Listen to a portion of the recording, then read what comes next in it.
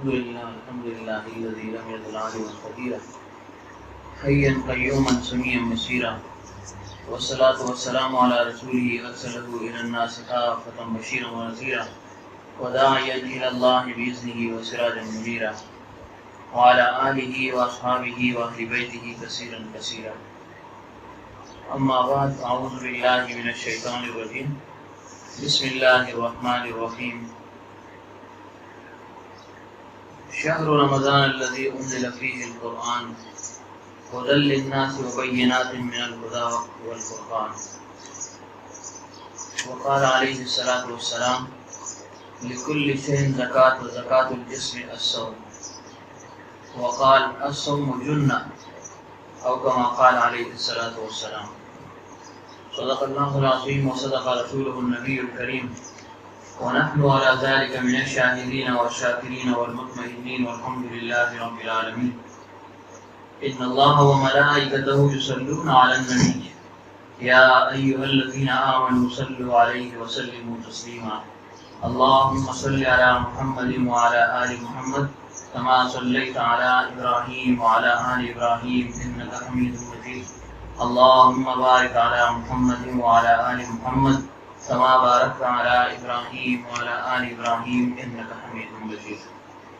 بزرگوں دوستوں، اللہ تعالیٰ ہمارے شانے کو رسپیکٹ کو قبول فرمائے. اللہ تعالیٰ ہم سب کی کامل اصلاح فرمائے، اور اصلاح کے جو درجات ہیں وہ لامتناہی ہیں. اور پھر اصلاح کے لیے اللہ تعالیٰ نے مختلف طریقے عبادات انسان کے لیے مختص فرما دیے ہیں. مثلا نماز ایک عبادت ہے، اس سے بھی انسان کی اصلاح ہوتی ہے. زکوٰۃ اللہ تعالیٰ نے فرض کر دی، یہ بھی انسان کی اصلاح کا بہت بڑا ذریعہ ہے. حج اللہ تعالیٰ نے فرض کر دیا، یہ بھی اصلاح کا موضوع ہے. ان حقوق کی تعمیل اور تکمیل، اس کا نام اصلاح ہے. اور پھر خاص طور پر جو اللہ تعالیٰ کی طرف سے عبادت انسان پر لازم ہوئی ہے، جس کو رمضان کہا جاتا ہے. رمضان کا مہینہ، رمضان کے روزے جو 29 یا 30 ہے، اس سے بھی انسان کی اصلاح ہوتی ہے اور خوب اصلاح ہوتی ہے. حضرت فرمایا کرتے تھے کہ ہر عبادت کی اپنی ایک شان ہے، اپنی ایک عظمت ہے، وقت ہے، قدر و منزلت ہے. لیکن جو مقام یا جو قدر و منزلت رمضان کے مہینے کی ہے یا اس کی عبادت کی ہے، شاید ہی وہ رنگ کسی اور عبادت میں ہو. اس کی وجہ یہ ہے مبارک یہ عبادت ایسی عبادت ہے کہ اس میں کسی قسم کی ریاکاری نہیں ہے. دوسری بات، اس میں حفظ نفس نہیں ہے، نفس کی خوشی نہیں ہے. باقی جتنی بھی عبادت ہے ریاکاری کا شبہ بہرحال موجود ہے، عدم اخلاص ممکن ہے. اور جتنی بھی عبادات انسان کرتا ہے، مثلا نماز پڑھ لی، انسان ایک سکون، اطمینان، راحت، خوشی یہ محسوس کرتا ہے. زکوٰۃ دیتا ہے، اس میں راحت محسوس کرتا ہے. اسی طرح حج کرتا ہے، اس میں راحت اور سکون محسوس کرتا ہے، خوشی محسوس کرتا ہے. لیکن رمضان کے مہینے میں رمضان کے روزے رکھنے سے انسان کو کسی قسم کی طبعی خوشی حاصل نہیں ہوتی. عقلی خوشی تو حاصل ہے، اگر عقلی خوشی نہ ہوتی تو ہم روزے رکھتے ہی کیوں؟ ظاہر اللہ تعالیٰ کا حکم ہے کہ روزے رکھو. اب طبیعت چاہے یا نہ چاہے ہم روزے رکھ رہے ہیں، یعنی عقلی طور پر ہم تسلیم کرتے ہیں کہ اللہ تعالیٰ کی طرف سے یہ عبادت ہم پر لازم ہو چکی ہے. لیکن اس میں حفظ نفس نہیں ہے نا. نفس کسی کا خوش ہوتا ہے؟ کون خوش ہوتا ہے؟ یعنی طبی طور پر ہم خوش نہیں ہوتے. ہر ایک بوجھ محسوس کرتے، یار روزہ آ گیا، پتہ نہیں کیا ہوگا، لمبے روزے ہیں، گرمی زیادہ ہوگی، بھوک لگے گی، پیاس لگے گی، فلاں بیماری لاحق نہ ہو جائے، پیاس کی کمی کی وجہ سے، پانی کی کمی کی وجہ سے گردوں کا جو ہے وہ معاملہ شروع نہ ہو جائے، فلاں بات نہ ہو جائے. ایک ذہن پر بوجھ سا رہتا ہے، اس کو حفظ نفس کہتے ہیں. تو فرمایا کہ اس عبادت میں حفظ نفس نہیں ہے. اور چونکہ ریا سے بھی پاک ہے، جیسے پچھلے بیان میں آپ نے سنا بھی، حضرت کا بیان جو بیان ہوا تھا کتاب سے براہ راست پڑھا تھا مولانا صاحب نے، کہ اس میں ریاکاری نہیں ہے۔ مثلا کسی کا روزہ نہیں ہے تو نہیں ہے، ہے تو ہے۔ اب مثلا کسی کا روزہ ہے، وہ لاکھ کہے میرا روزہ نہیں ہے، ہمیں کچھ پتہ نہیں ہے۔ کسی کا روزہ نہیں ہے، وہ لاکھ کہے میرا روزہ ہے، ہمیں پھر بھی پتہ نہیں ہے۔ چھپ کے کوئی پانی پی لے، کسی کو کیا پتہ ہے۔ تو چونکہ ریاکاری نہیں ہے، اس وجہ سے یہ ایک محتم بشان عبادت ہے۔ اللہ تعالیٰ نے ہر عبادت کا ایک رنگ رکھا ہے، اس کا ایک انعام اور جزا رکھی ہے۔ اس جزا کو اللہ تعالیٰ فرشتوں کے ذریعے سے عطا فرماتا رہتا ہے، عنایت فرماتا ہے۔ نماز پڑھو گے یہ اجر ثواب، یہ انعام، یہ انعام، یہ انعام۔ حج کرو گے یہ انعام، زکوٰۃ دو گے یہ انعام۔ یعنی اللہ تعالیٰ کا فریضہ ہے، فریضے کے پورے کرنے پر اللہ تعالیٰ کی طرف سے شفقت اور رحمت کی انتہا کے اللہ تعالیٰ انعام بھی دے رہا ہے۔ اگر اللہ تعالیٰ چاہتا کہ میری عبادت، میرا حکم ہے یہ عبادت کرو، نماز پڑھو، زکوٰۃ دو، حج ادا کرو، رمضان کے روزے رکھو، ساری عبادتیں کرو، کوئی اجر اور ثواب نہیں ہے۔ بطور بندہ اور غلام کے تمہارا یہ حق بنتا ہے کہ میرے حکم کو پورا کر لو، تو انسان پھر بھی سرکابی نہ کر سکتا تھا۔ لیکن اللہ تعالیٰ نے شفقت بھی فرمائی کہ یہ کام کرو، تم کو اس پر انعام اور جزا بھی دوں گا۔ اس کی مثال حضرت یوں بیان فرماتے تھے، جیسے چھوٹا بچہ ہوں مولانا صاحب کا، اور یہ اس کو 10 روپے بھی دے دیں اور پھر کہہ دیں بیٹا اس میں سے، یا 100 روپے دے دیں کہ اس میں سے 10 روپے مجھے دے دو، میں بڑا خوش ہوں گا، تم سے خوشی کا اظہار بھی کروں گا۔ یہ نہیں کہ چلو دے دو، میرا حق ہے، میری چیز ہے، تمہیں دینے کا اختیار، حق حاصل ہے، مجھے دے دو، میں مانگ رہا ہوں۔ فرمایا نہیں، دے دو، میں خوشی کا اظہار بھی کروں گا۔ تو اللہ تعالیٰ نے فرمایا عبادت کرو، نماز کو ادا کرو، روزے رکھو، عبادات جتنی بھی ہیں ان کو پورا کرو۔ اس پر کیا ہوگا؟ ایک تو فریضہ یہ پورا ہو جائے گا، فریضہ تم سے ثابت ہو جائے گا، گویا تم نے حکم مان لیا۔ پھر اس حکم کی تعمیر پر خوشی کا اظہار بھی، یہ بھی کافی تھا۔ فرمایا نہیں، خوشی کے اظہار کے ساتھ ساتھ انعام سے بھی سرفراز کروں گا، انعام بھی دوں گا۔ اگر صرف خوشی ہوتی یہ بھی کافی تھی، لیکن فرمایا کہ خوشی صرف میری خوشی نہیں ہے، بلکہ اس کے ساتھ ساتھ تمہیں انعام بھی دوں گا۔ اور انعام کیا ہے؟ اپنی رضامندی، اپنی خوشنودی، اپنی معرفت، یہ تمہیں عطا کر دوں گا۔ پھر جو نعمتیں تمہارے لیے میں نے رکھی ہیں، اپنے بندوں کے لیے رکھی ہیں، ان نعمتوں میں سے تمہیں بھی نعمتیں عطا فرماتا رہوں گا۔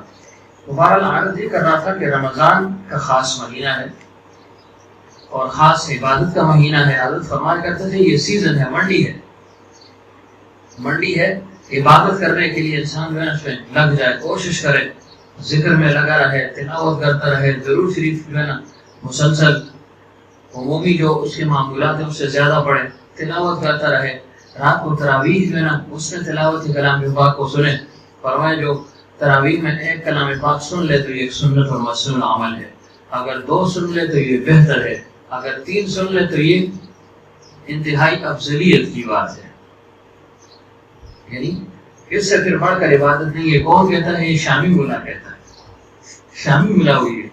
علامہ ابن عابدین شامی رحمۃ اللہ علیہ فرماتے ہیں ایک تو مسنون ہے، 2 بہتر ہے، اور 3 فرمایا پھر اس کا کیا کہنا۔ تو اس لیے ہم کہتے ہیں یونس کو رک جاؤ، جو ہے نا تمہیں اجر و ثواب تو مل جائے نا۔ میں حیران ہوتا ہوں دوستوں کی جو ہے نا سوچ پر اور طبیعت پر۔ تو یہ اللہ تعالیٰ نے موقع دے دیا ہے کہ اضطراری مجاہدہ، یہ اضطراری مجاہدہ ہے، اللہ تعالیٰ نے ہمیں بند کر دیا کہ تم نے باہر نہیں نکلنا، لوگوں کے ساتھ اختلاط نہیں رکھنا، لوگوں کے ساتھ میل جول نہیں رکھنا۔ اس کو اضطراری مجاہدہ کہتے ہیں نا، جو اس روزے میں ویسے بھی انسان کو حاصل ہو گیا، ادھر روزے سے بھی حاصل ہو گیا، اوپر سے جو ہے نا حکومت وقت نے بھی لاگو کر دیا کہ یہ مجاہدہ کرو۔ باہر پھرنے ٹرنے سے جو ہے نا ذرا اپنے آپ کو بچاؤ، کھانے پینے سے اپنے آپ کو بچاؤ، کمانے سے اپنے آپ کو بچاؤ، گھر میں ہو کر رہو، گھر تک اپنے آپ کو محدود کر دو۔ ظاہر ہے شخص گھر تک محدود ہوگا تو باتوں سے فارغ ہو گیا نا، غیبت، چغلی، کذب، دروغگوئی، ان چیزوں سے بیغم ہو گیا نا، فحش گوئی سے بیغم ہو گیا۔ تو یہ مجاہدہ ہے، انسان تھوڑا سا جو ہے نا اپنے نفس کی مخالفت کر لینا۔ یہ نہ ہو کہ یونس کے دل مجدودہ جی دعا کرو کسی طرح ختم ہو جائے ہمارا قرآن پاک۔ کیا ہے، گھر جا کے کیا کرو گے؟ پھر جا کر روز پچھتاؤ یار نہیں آتا تو اچھا تھا، پھر آنے کے لیے قدم نہیں اٹھیں گے، پھر پچھتائے گا، شرمائے گا، کہیں گے دیکھو کل گئے تھا پھر آ گیا۔ تو کیا 16 دن ادھر گزار لیں. ماشاء اللہ 4 مہینے کے لیے گئے تھے. تو میں نے کہا 4 مہینے تمہیں کوئی کام نہیں تھا کہ پیچھے گھر میں کون ہے, دکان پہ کون ہوگا, کمائے گا کون, کھلائے گا کون, سب کچھ چل رہا تھا. تو یہ بھی تو پورا افساد ہے نا. صحبت میں رہے ہوئے اس نے کہا وہاں تو اپنی مرضی جو ہے نا اپنی منمانی تھی. دوسرا یہ کہ ایک شہر سے ایک قریے سے دوسرے قریے میں جاتے, گپ شپ ہوتی. گپ شپ تو ادھر کی جو ہے نا لگتی ہے, گپ شپ شاید وہاں سے زیادہ ہوگی, لیکن یہ ہے کہ ایک قریے سے دوسرے میں تیسرے میں پھر یہ ہے کہ وہاں پر زیادہ سختی اور پابندی بھی نہیں ہے. کسی نے تہجد پڑھ لی تو پڑھ لی, نہ پڑھی تو خیر ہے چلے جی پڑھ لے گا. یعنی زیادہ زور نہیں دیا جاتا, فضائل کے ذریعے سے اصلاح ہوتی ہے. تو یہاں فضائل بھی ہیں اور ساتھ جو ہے نا ڈنڈا بھی ہے, دونوں چیزیں.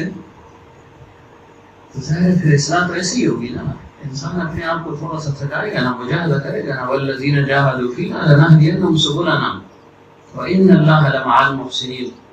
احسان کی طلب بھی ہو کہ مجھے کیفیت احسان بھی مل جائے اور مجاہدہ نہ ہو تو یہ کام نہیں ہو سکتا. احسان کی طلب کے لیے مجاہدہ لازمی ہے.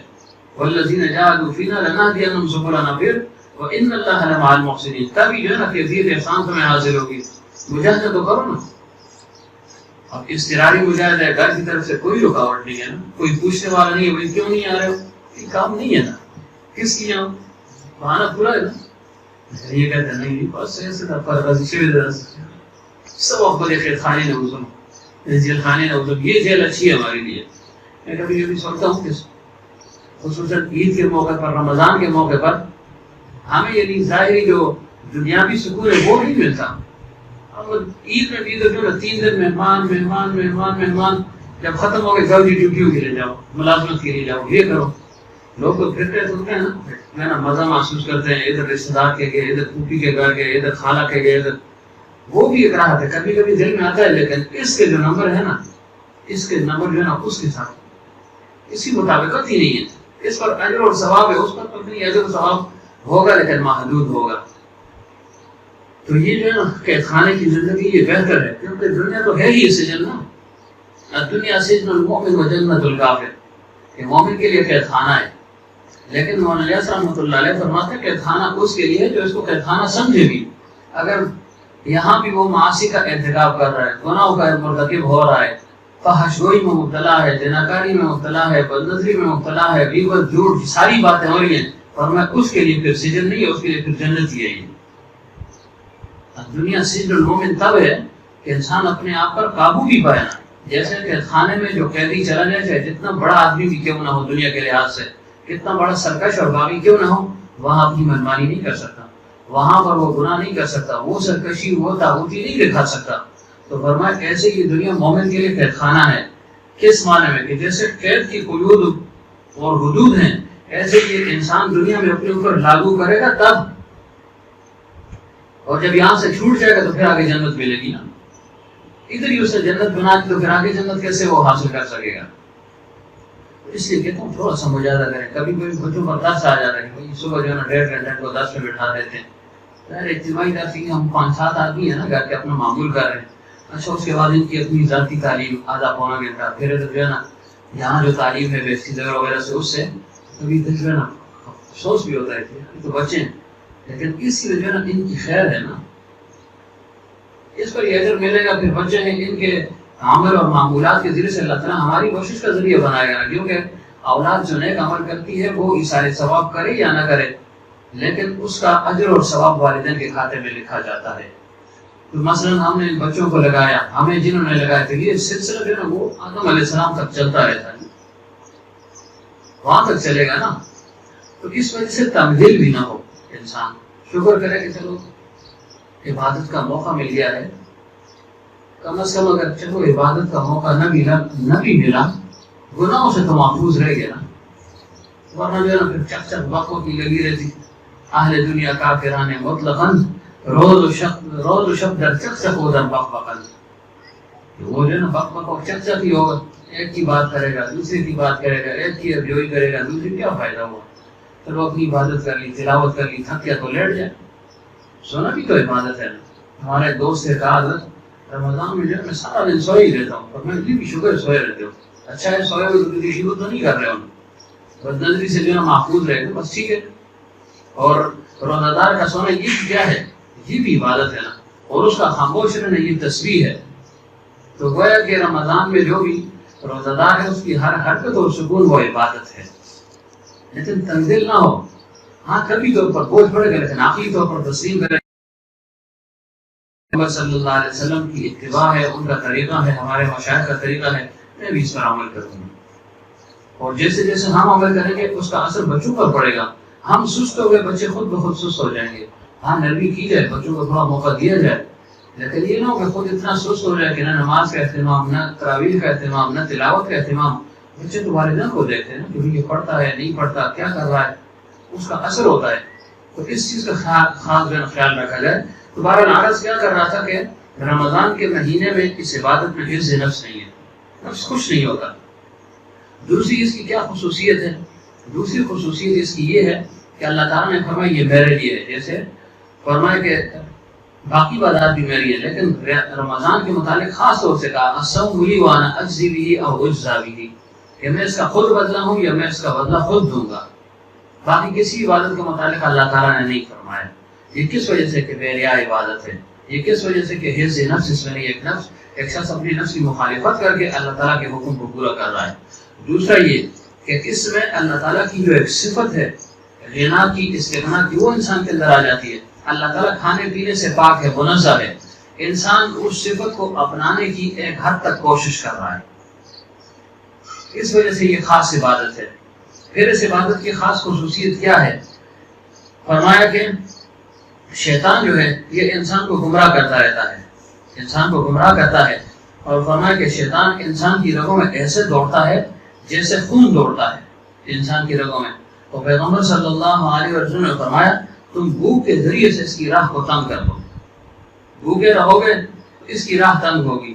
شہوات فرمایا یہ ابلیس کا لشکر ہے، شہوات کے توڑ کے لیے فرمایا روزہ جو ہے تمہارے لیے مقرر کر دیا ہے، تسلسل کے ساتھ، ایک دو روزوں کے ساتھ زیادہ ہوگی، تسلسل کے ساتھ روزے رکھیں گے تو بالآخر انسانی جسم میں اس میں کمزوری آتی ہے، مزمحل ہوتا رہتا ہے، پھر وہ قوت اور طاقت اس کے اندر نہیں رہتی۔ ایک تو اللہ تعالیٰ نے شیاطین کو بند کر دیا وہ اصل، دوسرا خود بھی خالی پیٹ جو نا کوئی کیا نخرہ کرے گا، کیا زور دکھائے گا، خالی پیٹ ہو، بھوکا ہو، پیاسا ہو، پھر وہ گناہ کر سکتا ہے؟ اگر گناہ کرنے کی ضرورت کرے گا بھی تو وہ قوت اور طاقت اس کے اندر نہیں ہوگی۔ تو اس وجہ سے فرمایا کہ یہ روزہ جو ہے یہ خاص عبادت ہے، خاص عبادت ہے۔ تو اس عبادت کو خاص بھی بنانا ہے نا۔ خاص کیسے بنانا ہے کہ ہر روزہ کا روزہ ہونا چاہیے، یہ نہ ہو کہ صرف منہ بند کر دیا۔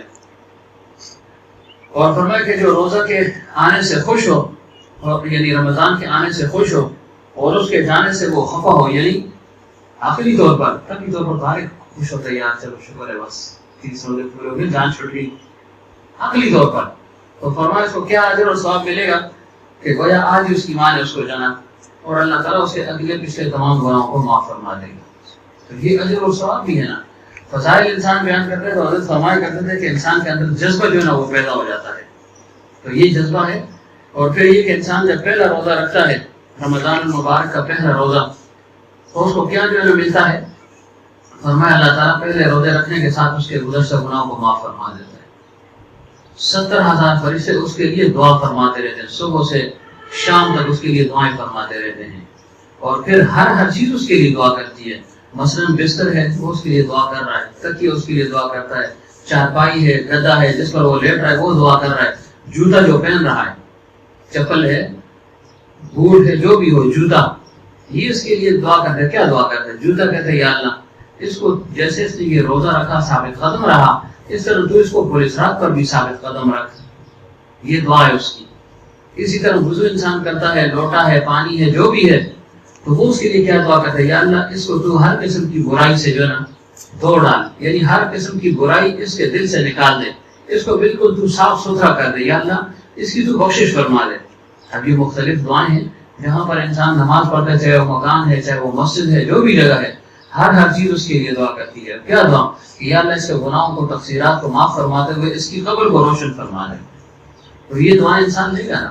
جب ایک روزے کا یہ حال ہے، ایک روزے سے یہ اجر اور ثواب ہے، تو 30 دن کے روزوں کا کیا اجر اور ثواب ہوگا؟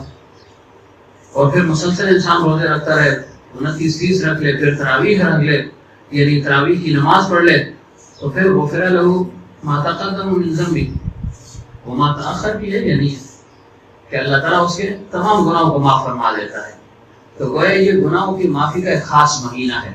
رمضان کو رمضان کہتے بھی اسی لیے ہے نا، فإنها تبرز الذنوب، یہ انسان کے گناہوں کو پھینکتا رہتا ہے، ختم کرتا رہتا ہے، جھڑتے رہتے ہیں گناہ.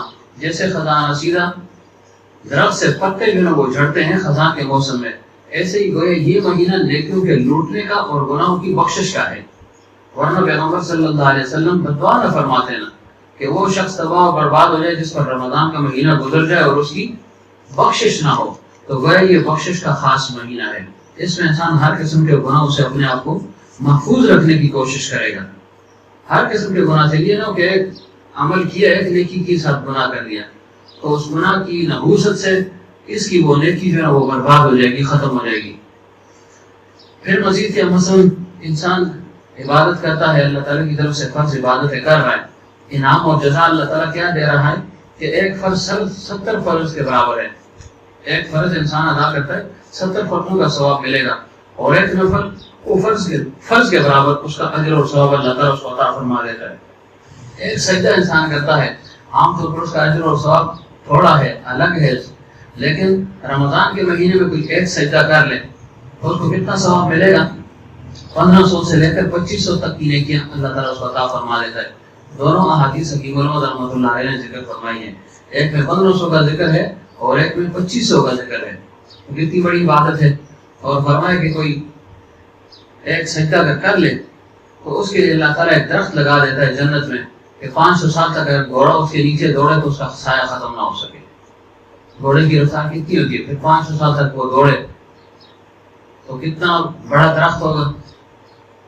یعنی یہ مومن کی خوشی کے لیے اللہ تعالیٰ یہ نعمت اس کو عطا فرماتا رہے گا. اور فرمایا کوئی ایک روزہ جو رکھ لے، کس طرح رکھ لے کہ اس روزے میں وہ نفس کی حفاظت کرے. یہ حدیث پہلے آپ سن چکے ہیں. کوئی نشاور چیز استعمال نہ کرے، کسی مسلمان پر کسی پر بہتان نہ لگائے، کسی کبیرہ گناہ کا ارتکاب نہ کرے.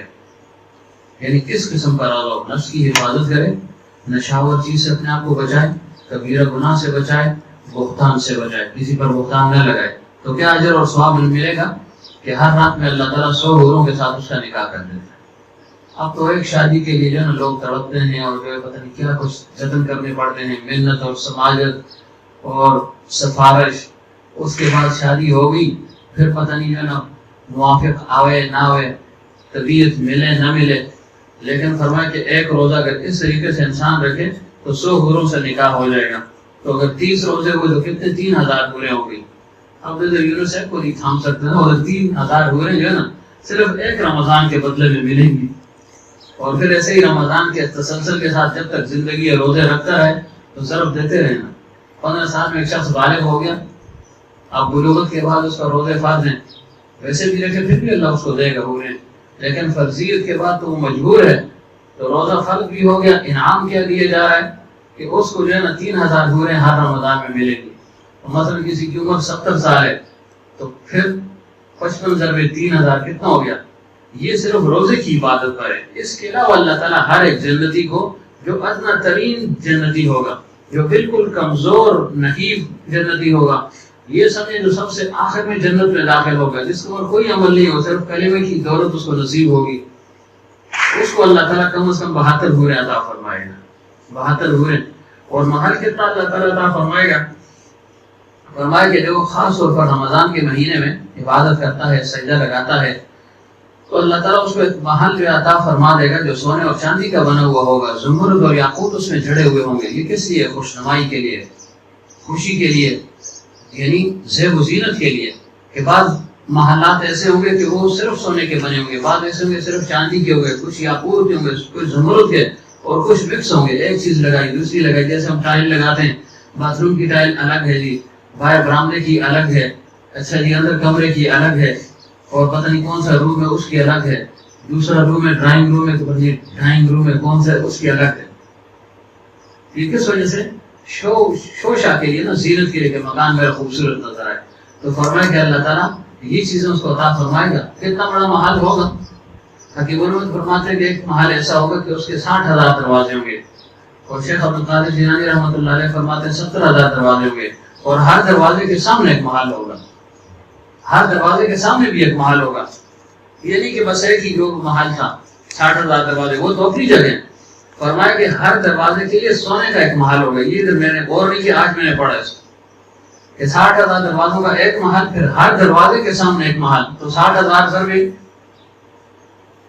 حساب لگائیں نا، یعنی ایک محل ہے 60,000 اس کے دروازے، پھر ہر دروازے کے سامنے جو ہے نا ایک محل. تو یہ کتنا بنتا ہے؟ 60,000 سر بھی 60,000. اتنی بڑی کائنات اللہ تعالیٰ انسان کو عطا فرما جاتا ہے. فرمایا کرتے تھے گویا اللہ تعالیٰ وہاں ایک خدائی عطا فرما دے گا انسان کو، جو چاہے گا وہ ہوگا نا. اب تو جو اللہ چاہتا ہے وہ ہوتا ہے، وہاں اللہ تعالیٰ انسان کو اختیار دے دے گا، جو یہ چاہے گا وہ ہوگا. تو گویا چھوٹی سی خدائی عطا فرما دے. وَلَكُمْ فِيهَا مَا تَشْتَهِي أَنفُسُكُمْ وَلَكُمْ فِيهَا مَا تَدَّعُونَ نُزُلًا مِّن غَفُورٍ رَحِيمٍ. یہ کیوں تمہیں دیا جا رہا ہے؟ تمہارا استحقاق بنتا ہے، تم اتنے زوراور ہو، تمہیں اپنی عبادت پر ناز ہے. نہیں، نُزُلًا مِّن غَفُورٍ رَحِيمٍ. یہ مہمانی ہے کس کی طرف سے؟ وہ رب جو غفور اور رحیم ہے. اگر شان غفوریت اور رحیمیت کو ظاہر نہ فرماتا کوئی مہمانی نہیں تھی. شان قہاریت بھی ہے، جباریت بھی ہے، ان کے لیے تو دوزخ ہے. اور تمہارے لیے کیا ہے؟ تمہارے لیے جو ہے نا یہ جنت ہے، نعمائے جنت ہے. کیوں؟ غفور اور رحیم پروردگار کی طرف سے، جو بہت بخشنے والا ہے اور بار بار بخشنے والا ہے اور زیادہ بخشنے والا ہے. تو یہ اللہ تعالیٰ کی طرف سے مہمانی ہوگی. اور پھر مزید جو ہے نا کیا انسان کو ملے گا اس رمضان کے بدلے میں، اس روزے کے بدلے میں؟ وہ یہ فرمایا کہ اللہ تعالیٰ ہر افطاری کے وقت 60 غالباً حکیم علمت نے 3 روایت ذکر فرمائی ہیں. ایک یہ ہے کہ ہر افطاری کے وقت جو افطاری یعنی جو روزہ دار ہے اس کی دعا اللہ تعالیٰ قبول فرماتا ہے. یعنی بعض افراد ایسے ہیں کہ ان کی دعا کو اللہ تعالیٰ رد نہیں فرماتا. اس میں وہ شخص ہے جو روزہ دار ہو، افطاری کے وقت اس کی دعا کو اللہ تعالیٰ ضرور قبول فرماتا ہے. پھر آگے دعا کی قبولیت کی 5 اقسام ہیں، وہ آپ پہلے سن چکے ہیں. اشارہ کر دوں کیسے قبول ہوگی؟ جو چیز مانگی فی الفور مل گئی. یہ قبولیت کی مؤثر ایک صورت ہے کہ وہ ظاہر ہوگی. دوسری قبولیت کی یعنی علامت کیا ہے؟ کیسے دعا قبول ہوگی؟ کہ جو چیز مانگی وہ ذرا تاخیر سے مل گئی. تیسری دعا کی قبولیت کی علامت کیا ہے؟ کیسے قبول ہوگی؟ کہ اللہ تعالیٰ نے وہ چیز انہوں نے الٹرنیٹ دے دی، متبادل کوئی چیز دے دی. جیسے بچہ ہے آپ سے چاقو مانگ رہا ہے، لیکن آپ چاقو نہیں دیں گے، اس کو مالٹا دیں گے، اس کو سیب دیں گے، اس کو پیسے دیں گے. آپ کو معلوم ہے یہ اس کے لیے خطرناک ہے. تو اللہ تعالیٰ تو انسان سے غفور بھی واقف ہے، حکیم بھی ہے اور حاکم بھی ہے. صرف حاکم نہیں ہے، حکیم بھی ہے، حکیم مطلق بھی ہے. یہ انسان جو مانگ رہا ہے اس کے لیے بہتر ہے بھی نہیں. اگر نہیں ہے تو پھر اللہ تعالیٰ اس کے متبادل دے دیتا ہے. یہ دعا کی قبولیت کی تیسری صورت ہوگی. چوتھی صورت کیا ہے؟ کہ اللہ تعالیٰ کی طرف سے کوئی عذاب اس پر آ رہا تھا، اللہ تعالیٰ نے اس عذاب کو اس سے دفع کر دیا. یہ دعا مانگ رہا تھا، اس دعا کی برکت سے عذاب دفع ہو گیا، مصیبت رفع ہوگی. یہ دعا کی قبولیت کی چوتھی قسم ہے. 5ویں قسم کون سی ہے؟ کہ ذخیرہ آخرت کر دی جاتی ہے. اللہ تعالیٰ فرمائیں گے دیکھو دنیا میں یہ مانگا، یہ مانگا، یہ دیا، یہ دیا، یہ دیا، یہ لیٹ دیا، یہ جلدی دیا، اس کے متبادل یہ دیا، فلاں عذاب تم سے ہٹایا، یہ راحت تمہیں دی. انسان اقرار کرے گا. اللہ فرمائیں گے بہت کچھ تم نے مانگا، بہت کچھ دیا، اور بہت کچھ مانگا کچھ نہیں دیا. ان 4 صورتوں میں کچھ ظاہر نہیں ہوا. انسان اقرار کرے گا. اللہ فرمائیں گے اس محل کے، اس دعا کے بدلے میں یہ محل ہے، اس دعا کے بدلے میں یہ محل، اس دعا کے بدلے میں یہ محل، یہ نعمت، یہ نعمت. تو اس وقت انسان کیا کہے؟ کاش دنیا میں میری کوئی دعا قبول نہ ہوتی اور یہاں ہی مجھے سب کچھ مل جاتا. تو یہ مقصود ہے کہ افطار کے وقت انسان کی دعا قبول ہوتی ہے تو ان 5 صورتوں کو ذہن میں رکھ کر دعا کریں. ہم اس دعا کو قبولیت کا نام دیتے ہیں جس کا فی الفور اثر ظاہر ہو جائے. تو یہ پہلی دعا کی قبولیت کا اثر ہے، پہلا یعنی مرحلہ ہے کہ فی الفور وہ چیز مل جائے. اگر نہ ملے تو تنگ نہ ہو، مانگتا رہے اللہ تعالیٰ سے. مانگنے کے اللہ تعالیٰ نے وضو کو شرط نہیں کیا، قبلہ رو ہونے کو شرط نہیں کیا، جسم کی پاکی کو شرط نہیں کیا، جسم کی پاکی کو شرط نہیں کیا، جگہ کا پاک ہونا کچھ شرط نہیں ہے. جب مانگو، جس طرح مانگو، جس وقت مانگو، کوئی مکروہ وقت نہیں ہے، کچھ بھی نہیں ہے. جیسے ذکر کے لیے کوئی مکروہ وقت نہیں ہے. کل ایک دوست نے پوچھ کیا کہ ہم وہ آیت کریمہ کا ورد کر رہے ہیں گھر میں، گھر والے کہہ رہے تھے مکروہ وقت ہے، اس میں جو ہے یہ جائز ہے یا نہیں. میں نے کہا یہ تو بارہا جو ہے بیان ہو چکا ہے، عام باتیں ہیں کہ 3 اوقات میں صرف نماز جو ہے نا وہ ناجائز ہے، طلوع آفتاب، غروب آفتاب، زوال. باقی عبادت ہے، تلاوت ہے، ذکر ہے، اذکار ہیں، یہ تو جائز ہیں. تو ایسے ہی دعا کے لیے کوئی خاص حیت، کوئی خاص ترتیب نہیں ہے. ادعونی استجب لکم، بس بات ختم. تم مانگو میں تمہیں دوں گا. کیسے مانگو، کس طرح مانگو، کس حیت میں مانگو، قبلہ رو ہو کر مانگو، دوزانو ہو کر بیٹھو، لیٹ کر مانگو، کیسے، جیسے تمہاری مرضی. لیکن آداب میں سے کیا ہے کہ قبلہ رو ہو جائے انسان اور دوزانو ہو کر بیٹھ جائے اور بڑی لجاجت کے ساتھ ہاتھوں کو اٹھا دے. یہ آداب میں سے لازم اور فرض نہیں ہے، لیکن آداب ہے نا.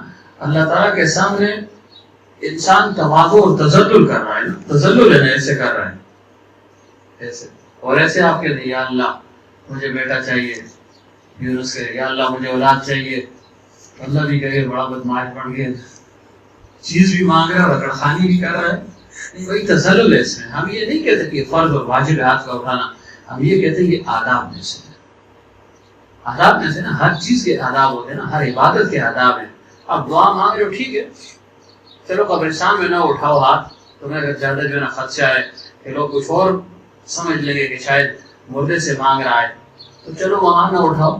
لیکن عام جو دعا ہے اس میں تو ہاتھ اٹھانے یہ آداب میں سے ہے نا، کہ نہیں آداب میں سے، یہ آداب میں سے ہے نا.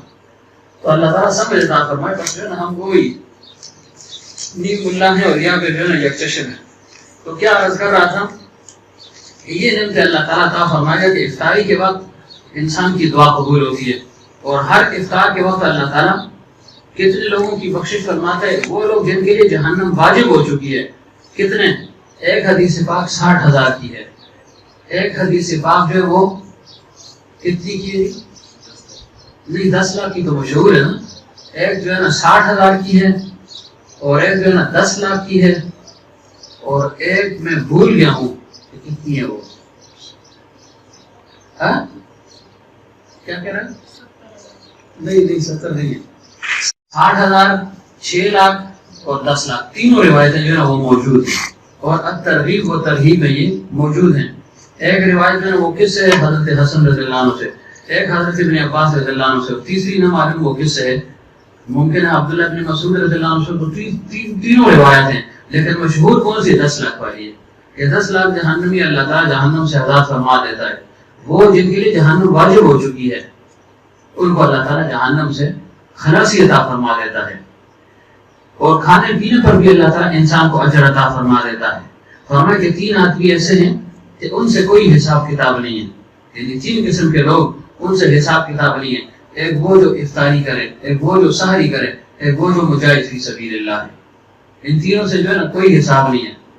فمن ہو امسک بغیر حساب، کھاؤ پیو مزے کرو، کوئی حساب کتاب نہیں ہے، لیکن حلال سے وہ حرام کا نہ ہو.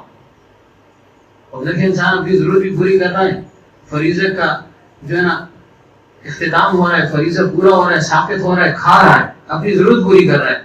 اللہ فرماتے ہیں اس پر بھی اجر ہے، بے حساب جو ہے جنت میں داخل ہو جائے گا. کوئی حساب نہیں ہے، مزے کرو کھاؤ پیو. تو گویا نیکیوں کو جو ہے نا لوٹنے کا جو ہے خاص مہینہ ہے، گناہوں سے اپنے آپ کو بچانے کا یہ ایک خاص مہینہ ہے. کیوں؟ اللہ تعالیٰ جنت کے سارے دروازوں کو کھول دیتا ہے. اس رات میں جنت مزین کر دی جاتی ہے، سارے دروازے کھول دیے جاتے ہیں، اور جہنم کے سب دروازے بند ہو جاتے ہیں.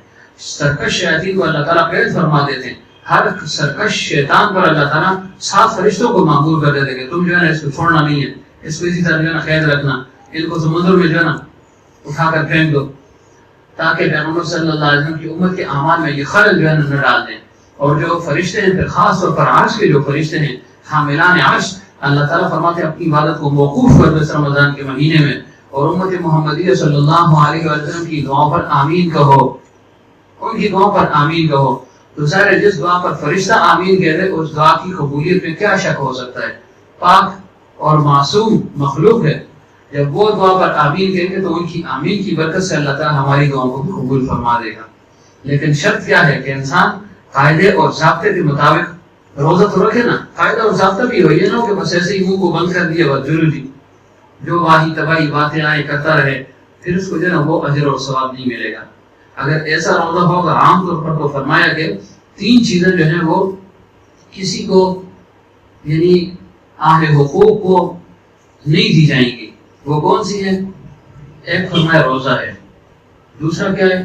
کسی کا ایمان جو ہے یہ نہیں دیا جائے گا. تیسرا فرمایا فضلی اعمال نہیں دیے جائیں گے. فضلی اعمال، فضلی کیا ہے؟ من جاء بالحسنۃ فلہ عشر امثالھا. ہم نیکی کرتے ہیں، نیکی کا بدلہ ایک نماز تو ایک نماز کا ثواب. یہ جو زیادہ اللہ دے رہا ہے اس کو فضلی کہتے ہیں. یعنی ایک کے بدلے میں جو 10 مل رہے ایک تو ایک کے مقابل آ گیا، باقی 9 یہ فضلی اعمال ہے، اللہ کا فضل ہے. تو فرمایا کہ کسی کے ذمہ اگر کسی کے حقوق ہوں گے، اہل حقوق کو وہ خاص آمد تو دیا جائے گا، لیکن جو اضافی جو بونس اللہ تعالیٰ انسان کو دے رہا ہے یہ نہیں دیا جائے گا. اس کو فضلی اعمال کہتے ہیں. تو فرمایا روزہ بھی نہیں دیا جائے گا. نبی رحمۃ اللہ علیہ فرماتے ہیں دیا جائے گا. کیا مطلب ہے؟ اگر ایسا روزہ ہو کہ وائی تباہی ہو، سارا کچھ ہو، تو شاید وہ دے دیا جائے. خاص روزہ نہیں دیا جائے گا، لیکن عام محدثین و مفسرین اس طرف گئے ہیں کہ نہیں روزہ نہیں دیا جائے گا. امام قرطبی فرماتے ہیں اسی کی وجہ سے اللہ تعالیٰ اس کی بخشش فرما لے گا، اس روزے کی برکت سے. تو روزے کا خاص اہتمام کیا جائے، لیکن ہم جو اس کا اہتمام بھی نہیں کرتے. پتہ نہیں کتنے لوگ ہیں وہ روزہ رکھتے بھی ہیں یا نہیں، کہ اللہ تعالیٰ کی طرف سے خاص مہینہ ہے اور ایک ہی مہینہ ہے پورے سال کے بعد، اور اس میں بھی جو ہے اتنی کبھی کوتاہی ہو. بہرحال انسان جو ہے نا افطاری کرتا ہے، اس کو جو ہے نا یہ کچھ ملتا ہے. کھانے پینے پر بھی جو ہے نا اللہ تعالیٰ اس کو اجر اور ثواب عطا فرما رہا ہے. اور اگر کسی کو افطار کروا دے تو کیا انعام ملے گا؟ اللہ تعالیٰ اس کے گناہوں کو بخش دے گا، اس کی معافی جو ہے نا فرما دے گا. یعنی گناہ معاف ہو گئے، اللہ تعالیٰ اس کی بخشش فرما دے گا. 2 باتیں. اور تیسری اللہ تعالیٰ اس کو دوزخ سے آزادی عطا فرما دیتا ہے. صحابہ نے عرض کی تھی ہمارے پاس تو کچھ نہیں ہے، کسی کو کیا کھلائیں گے؟ فرمایا کہ یہ ضروری ہے کہ پیٹ بھر کر کھلاؤ، دودھ کا گونڈ ہی پلا دو کہ جی دودھ بھی اگر نہ ہو. فرمایا جو ہے نا وہ کھجور کھلا دو کہ جی کھجور بھی اگر نہ ہو، آدھی کھجور بھی نہ ہو. فرمایا پانی تو وافر ہے، پانی پلا دو. صحابہ نے کیسے جو ہے امت کے لیے جو ہے نا معاملہ آسان کر دیا. ہر بات کا پوچھا کہ جی اگر کسی کے پاس کھجور نہ ہو، فرمایا دودھ، کہ جی دودھ بھی نہ ہو، تو فرمایا پانی تو ہے نا. پانی نہ ہو تو انسان پھر رہ نہیں سکتا نا. کائنات کی حیات کا مدار وہ پانی ہے نا، جاندار کی حیات کا مدار وہ پانی ہے. تو فرمایا گونٹ پانی پلا دو، لسی پلا دو. ایک جگہ دودھ اور ایک جگہ لسی لایا ہے، لسی اگر یہ پلا دو فرمایا تمہیں اتنا اجر اور ثواب ملے گا. اور فرمایا اگر جو ہے نا پیٹ بھر کر کسی کو کھانا کھلا دیا، کوئی ہے آپ نے اس کو افطار کروا دیا نا، دروازے کو جگہ کر کے بند کر چھوڑے گا، اس وجہ کوئی نہ آ جائے، متھے نہ لگ جائے. سخاوت کا مظاہرہ بھی ہونا چاہیے نا. پیغمبر صلی اللہ علیہ وسلم کی سخاوت رمضان میں تیز ہوا سے جو ہے نا چلتی ہوا سے زیادہ سخاوت فرماتے تھے. یعنی ایسی سخاوت ہوتی تھی کہ جیسے ہوا تیزی کے ساتھ چلتی ہے اور ہر ایک کو معطل کرتی ہے، ہر ایک فائدہ اٹھاتا ہے. ایسے ہی پیغمبر صلی اللہ علیہ وسلم کی سخاوت اس مہینے میں زیادہ ہو جاتی تھی، دگنا اور چگنا اور پتہ نہیں کتنے گنا زیادہ ہو جاتی تھی. تو فرمایا جو کسی کو پیٹ بھر کر کھانا کھلا دے پھر کتنا ثواب ملے گا؟ پیغمبر صلی اللہ علیہ وسلم نے فرمایا اس کو اپنے آب کوثر سے جو ہے میں پلاؤں گا، کوثر سے میں خود اس کو پلاؤں گا. یہ اجر اور ثواب انسان کو ملتا ہے. اور پیغمبر صلی اللہ علیہ وسلم نے فرمایا کہ اگر تمہیں یہ معلوم ہو جائے کہ رمضان المبارک کی کیا حقیقت ہے، تو فرمایا کہ پھر تم یہی تمنا کرو گے، میری امت یہ تمنا کرے گی کہ ہم سال بھر جو ہے نا روزہ رکھیں گے، سارا سال جو ہے نا یہ روزے کے لیے تیار ہو جاتے. لیکن چونکہ امتحان ہے تو اللہ تعالیٰ نے کچھ انعامات تو بتلا دیے. حدیث پاک کی صورت میں اللہ تعالیٰ کی طرف سے ارشادات، پیغمبر صلی اللہ علیہ وسلم کے ارشادات کی صورت میں کچھ چیزیں جو ہے نا مخفی رکھتی تاکہ امتحان ہے انسان کے، انسان کو معلوم ہو کہ سب کچھ مل رہا ہے پھر تو ہر ایک تیار ہوگا نا. ایمان بالغیب بھی تو تبھی معتبر ہے نا. ایمان بالغیب معتبر ہے نا کہ انسان نے کچھ دیکھا نہیں ہے، نہ اللہ کو دیکھا، نہ رسول کو دیکھا، کچھ نہیں دیکھا، اور اس کے باوجود کہتا ہے آمنت باللہ و ملائکتہ و کتبہ و رسلہ والیوم الآخر والقدر خیرہ و شرہ من اللہ تعالی والبعث بعد الموت. آمنت باللہ کما هو باسمائہ و صفاتہ وقبلت جمیع احکامہ اقرار باللسان و تصدیق بالقلب. تو یہ ایمان بالغیب جو ہے یہ معتبر ہے. تو کیا عرض کر رہا تھا کہ پیغمبر صلی اللہ علیہ وسلم فرمایا کہ حوض کوثر سے میں جو ہے نا اس کو خود پلاؤں گا. اور پھر مزید کیا فرمایا جو ایک روزہ رکھ لیں اللہ تعالیٰ کی رضا کے لیے تو اللہ تعالیٰ اس کو جہنم سے 100 سال کی مسافت پر دور فرما دیتا ہے. کس رفتار کے ساتھ؟ فرمایا جیسے کوا جو ہے اپنی بچپن کی عمر سے وہ اڑان بھرے، اڑتا رہے یہاں تک کہ وہ بوڑھا ہو کر مر جائے. کوے کی مثال کیوں دی؟ محدثین فرماتے ہیں کوے کی تمثیل اور مثال اس وجہ سے دی کہ بعض کوے ایسے ہیں کہ ان کی عمریں بہت زیادہ ہوتی ہے، مثلا 700 سال تک ان کی عمر ہوتی ہے. تو ایک کوا اگر 700 سال تک اڑے تو کتنی اڑان وہ بھرے گا، کتنے علاقے کو وہ جو نہ طے کر دے گا 700 سال تک. اس کی پھر رفتار کو بھی دیکھیں. انسان دوڑتا ہے اس کی اپنی رفتار ہے, بکری دوڑتی ہے اس کی اپنی رفتار, بھینس کی اپنی رفتار, پرندے کی اپنی رفتار, چیونٹی کی اپنی رفتار. تو فرمایا کہ پرندے کی رفتار, کوے کی رفتار 700 سال میں جتنا وہ علاقہ طے کرتا ہے, جتنی مسافت طے کرتا ہے اللہ تعالیٰ, اتنا اس کو جہنم سے دور فرما دیتا ہے. تو اللہ تعالیٰ یہ انعامات ہمیں بھی نصیب فرمائے, لیکن اس کے لیے یہی ہے نا کہ تھوڑا سا مجاہدہ کرنا پڑے گا, نفس کی مخالفت کرنی پڑے گی, نیند کو قربان کرنا پڑے گا. یہ نہ ہو کہ پھر جو ہے نا تھک ہار کر سو جائے, سونے کی اجازت بھی ہے, لیکن تھوڑا سا اپنے کو تھکائے تو صحیح نا, تاکہ اگر سوئے تو پھر سونے کا مزہ بھی تو آئے. یہ نہ سوتے سوتے پھر ہی مطلب پرتیاں مارتا ہے بس جی ملا سوچی چہرہ ڈیر خوب میں ہوگا سڑ اسلام تنگ اسلام نہیں. اتنا جو ہے عبادت کرو کہ نیند کے لیے پھر آپ کی آنکھیں ترسیں کہ یہ نیند ہونی چاہیے. تو یہ ایک مہینہ ہے نا, اس میں اگر نیند کم ہوگی تو کیا ہو گیا, کچھ نہیں ہوتا. اور پھر جو ہے نا پابندی بھی لگ گئی, آپ جو ہے تو جا بھی نہیں سکتے, نہ غموں میں جا سکتے ہیں نہ خوشیوں میں جا سکتے ہیں. خوشیاں تو ہے ہی نہیں, تو غارت ہوگی, وہ تو بھی ختم ہو گئی. تو کسی غم میں بھی نہیں جا سکتے, بہانہ بھی برے جرے تھی بس گاڑیاں ہی نہ سی, لاک ڈاؤن ایسی گاڑیاں نہیں جا رہی, بس مطمئن ہو کر اپنی عبادت کرو. اور اس موبائل کو اس کو بند ہی رکھو. ہمارے مشائخ اکابر کا کیا طریقہ ہوتا تھا کہ پورے رمضان اور مبارک میں خط و کتابت بند, ملاقاتیں بند, کچھ نہیں. شیخ زکریا رحمۃ اللہ علیہ, باقی جو اکابر تھے, خلیل احمد سہارنپوری پوری رحمۃ اللہ علیہ, سب کے سب کیا کرتے تھے, یہ جو ہم اس طرح بیٹھے نا 2-4 آدمی, یہ بھی نہیں ہوتے تھے. مجالس وغیرہ نہیں ہوتی تھی کہ اب درس ہے اور اب حدیث کا درس ہے, قرآن کا درس ہے, اب تعلیم ہے اور فلاں ہے, نہیں. بھائی اپنی عبادت کرو, اپنی عبادت میں لگ جاتے. اور عبادت کیا ہوتی تھی, تلاوت جو ہے مسلسل کرتے رہتے, مسلسل. تو چلے اگر ہم خود تلاوت نہیں کر سکتے, اگر تراویح میں جو ہے یہ ہمیں مجبور جو ہے نا کھڑا کرنے, تو یہ غنیمت ہے نا. لیکن انسان خود تلاوت کرتے ہوئے تنگ ہو جاتا ہے. یعنی تنگ ہونے سے مراد یہ کہ یعنی تھک جاتا ہے, بور ہو جاتا ہے, جس کو ہم کہتے ہیں. تنگ نہیں ہوتا کہ قرآن پاک سے تنگ کوئی نعوذ باللہ ہو جائے, نہیں, تھک جاتا ہے کہ تھوڑا آرام کر لوں پھر پڑھوں گا. لیکن تراویح میں 4 اور 4 کھڑا ہونا پڑتا ہے. چلو اگر کھڑے ہو کر نہیں پڑھ سکتے تو بیٹھ کر پڑھ لو, یہ مردانگی کے خلاف ہے. ایسے ہی مرد بنے ہوئے ہو, کھانے کے لیے تو مرد ہو, خوب جو ہے کھا رہے ہو, اور جب پڑھنے کا وقت ہو تو اس وقت پھر لنگا میں سان ہو گیا, یہیں ہو گئے, یہیں ہو گئے. کبھی کبھی تو ایسے ہو, لیکن معمول تو نہ بنائے انسان, معمول تو نہ بنائے.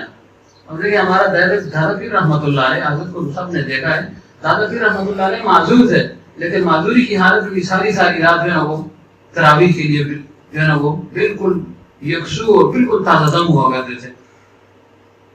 کرسی پر بھی انسان نہیں بیٹھ سکتا نا مسلسل, لیکن وہ ایسے بیٹھے رہتے, ظاہر اٹھا تو نہیں سکتے تھے, اوروں کے محتاج تھے, باقیوں کو اٹھاتے تھے. تو ساری 5-5 6 ختم جو ہے نا خانقاہ میں ہوا کرتے تھے. اور پھر آخر میں خاص ختم 3 دن میں ہوا کرتا تھا, 27 28 29. اور ہم جو ہے نا ایک ختم کے لیے جو ہے تیار نہیں ہوتے. پھر کہتے کوئی کہتے کہ 2 پڑھا کرو. اس دن مجھے ایک نے فون کیا, ایک دوست نے, تو گپ شپ لگائی کہ جی ایسا کیا کریں, آئندہ کے لیے جو ہے نا 12 دن میں ختم کیا کریں. میں نے کہا ٹھیک ہے, یہ 16 دن آپ اس بار ہمارے ساتھ گزارا کریں نا, انشاءاللہ اگلے سال سے ہم ایسے ہی کریں گے, زندگی رہی.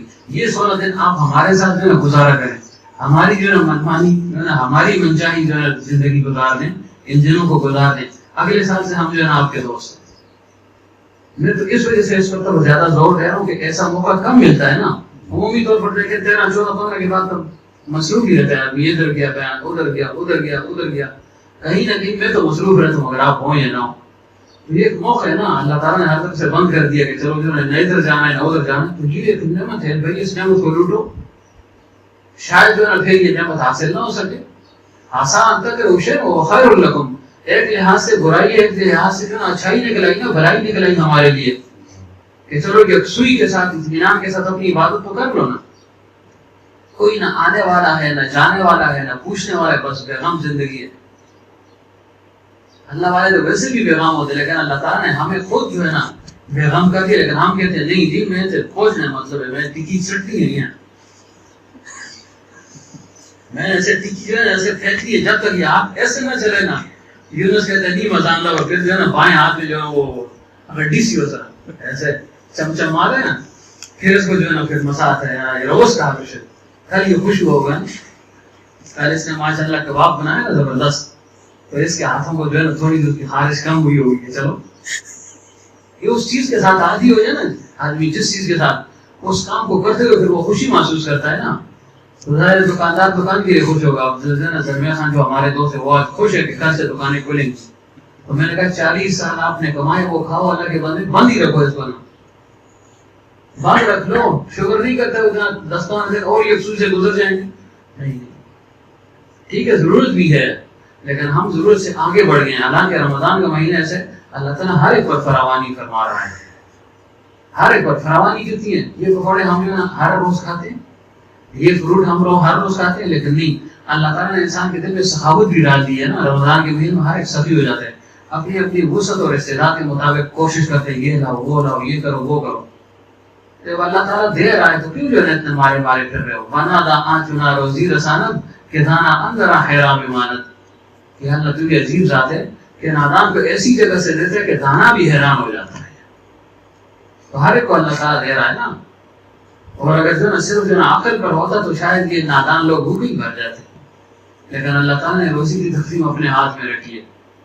کتنے ایسے ہیں کہ ان کو الف با کا پتہ نہیں ہے، وہ 100 اور 1000 کا فرق جو ہے نا معلوم نہیں کر سکتے، لیکن اللہ تعالیٰ نے جو ہے نا برمار کر دیا ان پر نعمتوں کی اور وسعت کی اور رزق کی. کتنی وسعت ہے. اور رزق جو ہے نا جو دانا آدمی بیچارہ جو ہے بس لڑ رہا ہے، لگا ہوا ہے، تو یہ اللہ تعالیٰ کی تقسیم ہے. تو اللہ تعالیٰ دے رہا ہے، جب دے رہا ہے تو پھر اتنے کوڑنے کی جو ہے ضرورت ہی کیا ہے. کوڑنے کی ضرورت اس کی ضرورت نہیں ہے. تم کوشش کرو، اللہ تعالیٰ تمہیں جو ہے نا نامراد نہیں لوٹائے گا. اچھا جی کتنا وقت ہو گیا جی؟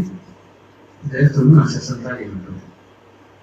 کیوں شوکت نے کہہ دیا کہ جو ہے میرے موبائل میں جو ہے نا زیادہ گنجائش نہیں ہے، زیادہ نہیں بولنا. تو نہیں ایسا کہہ رہا ہوں کہ زیادہ بولنا بھی نہیں ہے، نہیں بولتا ہوں لیکن پتہ نہیں کیا ہو جاتا ہے.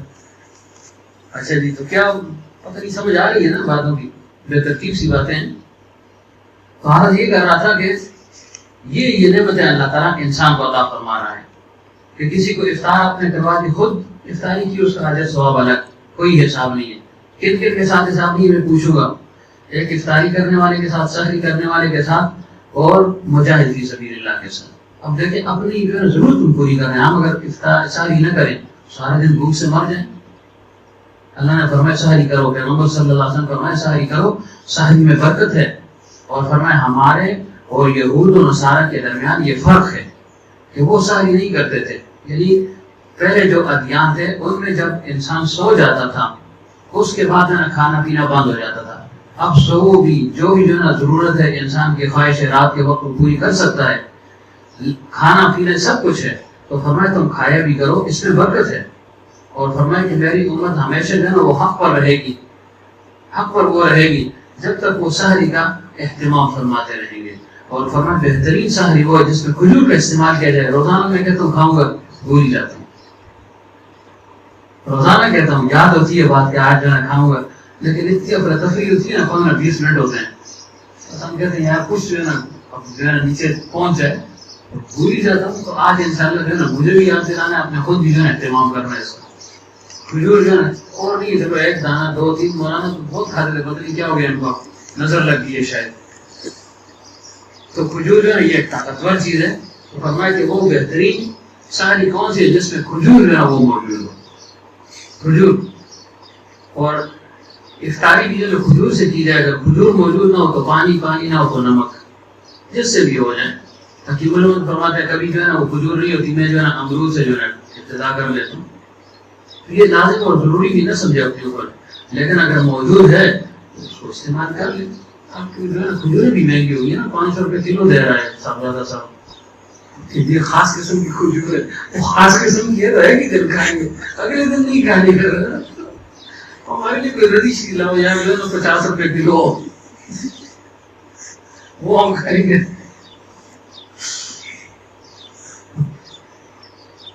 اچھا جی تو بہرحال یہ جو ہے نا اجر اور ثواب ہیں.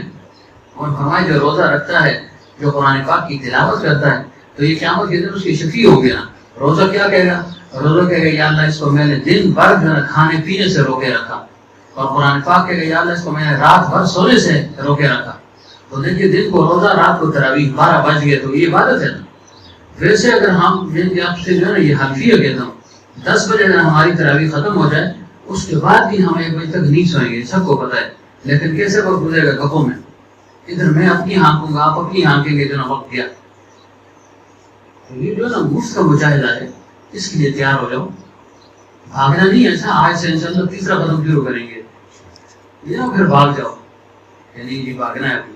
اور آپ نے تو وعدہ بھی کیا کہ سارا خرچہ جو ہے تیسرے ختم کا جو ہے میرے ذمہ ہے، یعنی تیسرے سے آگے کا، آگے جو تیسرا چوتھا پانچواں اللہ کرے 5 ہو جائے، 5 تو یہ اللہ کرے ہمیں اللہ تعالیٰ ہمت اور توفیق بھی عطا فرمائے اور ان کو بھی اللہ تعالیٰ صحت عطا فرمائے۔ اس کی برکت ہے نا، ظاہر قرآن خان کی برکت ہے نا، اگر یہ نہ سناتے، یہ نہ آتے، اور یہ ان کا تعلق ہے، محبت ہے، یہ للہی محبت ہے نا، ورنہ جو نا اپنے گاؤں میں اپنی جگہوں پہ تھوڑی جگہ تھی، تھوڑی مساجد ہیں، لیکن یہ ایک نسبت ہوتی ہے نا، ایک نسبت ہے، اس کا تعلق ہے۔ مجھے کتنے دوستوں نے کہا کہ اگر فلانا، میں نے کہا یہ نہیں ہو سکتا، یہ سوچ نہیں کر رہا ہوں ان کے لیے، لیکن اپنی جو نا اپنی جذبات کا اظہار کر رہا ہوں نا، میں نے کہا یہ نہیں ہو سکتا۔ تو اس نے ادھر قریب کا دوست ملا کہ کون آ رہا ہے، میں نے کہا وہ صاحب آئے ہوئے ان کا، میں نے کہا فیض صاحب آئے، اچھا اگر وہ نہ ہوتے، میں نے کہا وہ نہ ہوتے نا، میں نے کہا لگے، میں نے کہا میں تو جو ہے نا چھوٹی سوتے مجھے بھی آتی ہیں، میں نے کہا وہ سوتے چھوٹی مجھے بھی آتی ہیں، وہ گزارا کر لیتا ہوں۔ بہر اللہ تعالیٰ ان کی صحت میں، عمر میں، علم میں جو ہے نا وہ جوانی میں برکت اللہ فرمائے۔ اپنا ایک رنگ ہوتا ہے نا، سننے کا اپنا ایک جو ہے طریقہ ہوتا ہے، سنانے کا اپنا ایک طریقہ ہے، سنے سنائے، اس کا اپنا ایک رنگ اور مزہ ہے نا۔ ایسے تو نہیں ہے کہ جس نے پڑھ لیا ٹھیک ہے قرآن پاک، ہم اس کی توہین نہیں ہے، لیکن اپنی طبیعت جو ہے نا، اپنے مزاج اور ترجمہ میں اظہار کر رہا ہوں، اس کا اپنا ایک رنگ ہے نا، صاحب نسبت وہ پڑھے گا، اس کا اپنا رنگ ہے، اثر سے پڑھے گا۔ تو قرآن کے رنگ میں ڈوب کر پڑھے تو اس کا اپنا اثر ہے، پھر اس کا اثر جو ہے نا بقیہ سننے کا۔ تو باقی کیا عرض کر رہا تھا جی کہ یہ فضائل ہیں جو روزہ رکھتا ہے۔ فرمائے کہ قیامت کے دن اللہ تعالیٰ دروازہ مقرر کرے گا، اس کو باب الریان کہا جاتا ہے، اس سے صرف ان لوگوں کو گزارا جائے گا جو دنیا میں روزہ رکھا کرتے تھے، روزہ داروں کو گزار دیا جائے گا۔ صدیق اکبر رضی اللہ عنہ نے پوچھا ہے اللہ کے حبیب صلی اللہ علیہ وسلم، یہ باب الریان جو آپ فرمائے یہ کس کے لیے ہوگا، کون یہاں سے گزرا؟ فرمایا صدیق تم گزرو گے نا، تم گزرو گے، یعنی تم گزرو گے، باقی جتنے بھی روزہ دار ہیں وہ گزر جائیں گے، اس کے بعد وہ دروازہ بند ہو جائے گا۔ تو کتنی بدبختی ہے جو ہے روزے کا اہتمام نہ کرے، یہ ایک دروازہ اس کے لیے بند ہو۔ تو روزے کا خاص اہتمام کرنا ہے، جیسے تیسے بھی ہو، معمولی باتوں پر روزے کو چھوڑنا نہیں ہے۔ اگر کسی کو تکلیف ہو تو ڈرپ لگوا دیں، ایک تو یہ کہ ویسے مزوں کے لیے نہیں، تکلیف ہو، مطلب کسی کو معلوم ہو کہ پانی کی کمی ہے یا کوئی اور اس کو تکلیف شروع ہو گئی ہے، تو منہ کے ذریعے سے جو دوائی وہ کھاتا ہے اس سے تو روزہ ٹوٹ جاتا ہے، انجیکشن سے نہیں ٹوٹتا، ڈرپ سے نہیں ٹوٹتا، یہ چیزیں جو کر لو، یہ نہ فوراً علی پانی پلا لو جی اس کو، اللہ کے بندو ایک دم کیوں پانی پلا رہے ہو، جب اور صورت اس کی بات تو رب کے ذریعے سے پہنچا دو، روزہ بھی باقی رہ جائے گا، تکلیف بھی رفع ہو جائے گی۔ ہاں پھر بھی رفع نہ ہو سکے تو چلو مجبوری ہے، ہسپتال میں آپریشن ہوتا ہے، مریض کا اپنڈکس مریض کو یہ لیں، تو جب سے آپریشن ہوتا ہے اگلی صبح تک، مثلاً 4 بجے آپریشن ہوا، 5 بجے سمجھ لیں، اگلی صبح تک تقریباً 10 گھنٹے بن جاتے ہیں، 5 سے 5 12 گھنٹے۔ ڈاکٹر یہ کہتے ہیں کہ بھائی اس کو ایک گھونٹ پانی بھی نہیں دینا، اس کے لیے ہم تیار ہیں، تیار ہے یا نہیں؟ ابھی جو ہے نا یہ گھر کا ہمارا واقع ہوا، 5 بجے آپریشن ہوا ہے مریض کا، اگلی 5 منٹ کا کہوا، ان کا نہیں کہوا بھی نہیں دینا اگلی 5 بجے تک، یعنی 12 گھنٹے بھوکا رکھتے ہیں، اس کے لیے تو ہم تیار ہیں۔ اور روزہ میں معمولی تکلیف والے جی روزہ پانی میں موجود سے مطلب شریعت تو کتنی آسانی رکھی تھی، تمہیں شریعت نہیں نظر آئی؟ تمہیں کہیں اور شریعت نظر نہیں آئی؟ شریعت کو جو نا، وہ میرا دوست آج میں جو ہے واپس آ گیا، بہت پرانے دوست ہیں، کرکٹ جو ہے اکٹھے کھیلا کرتے تھے، سعودیہ سے بھی آیا، بشیر نام ہے اس کا، اس نے کہا جو ہے نا شریعت سے اور دین سے جو ہے نا موم کی ناک بنا دی ہے، جو مرضی یہ کرتے رہو، تو موم کی ناک نہ بنائیں، حد تک بس کوشش کی جائے کہ روزہ جو ہے نا میں اس کو لباس سکوں، اس کو اختتام تک پہنچا سکوں۔ لیکن گھروں کا ماحول یہ سے معمولی کوئی بات ہوتی ہے، بھائی دنیا کے معاملات کے لیے تو ہم نے نہیں مارا اس کو، کبھی جو ہے نا سختی نہ ہوئی، کچھ نہیں کہا کسی نے، اور یہاں پر جو ہے نا یہ معاملہ ہو گیا. تو بہرحال خاص طور سے جو ہے نا اس کا اہتمام کیا جائے. یہ دروازہ ہے، اس سے جو ہے نا جنتیوں کو گزارا جائے گا. اور وعیدیں کیا ہیں؟ یہ تو جو ہے نا فضائل ہو گئے نا. وعیدیں کیا ہیں؟ کوئی ایک روزہ جو ہے نا وہ بغیر کسی شرعی عذر کے کھا لے، اور میں ساری عمر اگر روزے رکھ لے، اس کا متبادل نہیں بن سکتا. یہ برکات اس کو حاصل نہیں ہو سکتی. ایک روزہ اگر کسی نے کھا لیا پھر ساری عمر رکھتا رہے، تو یہ ثواب جو اب اس کو مل رہا ہے، یہ ثواب، یہ اجر، یہ انوارات، یہ برکات اس کو ساری عمر حاصل نہیں ہو سکتی.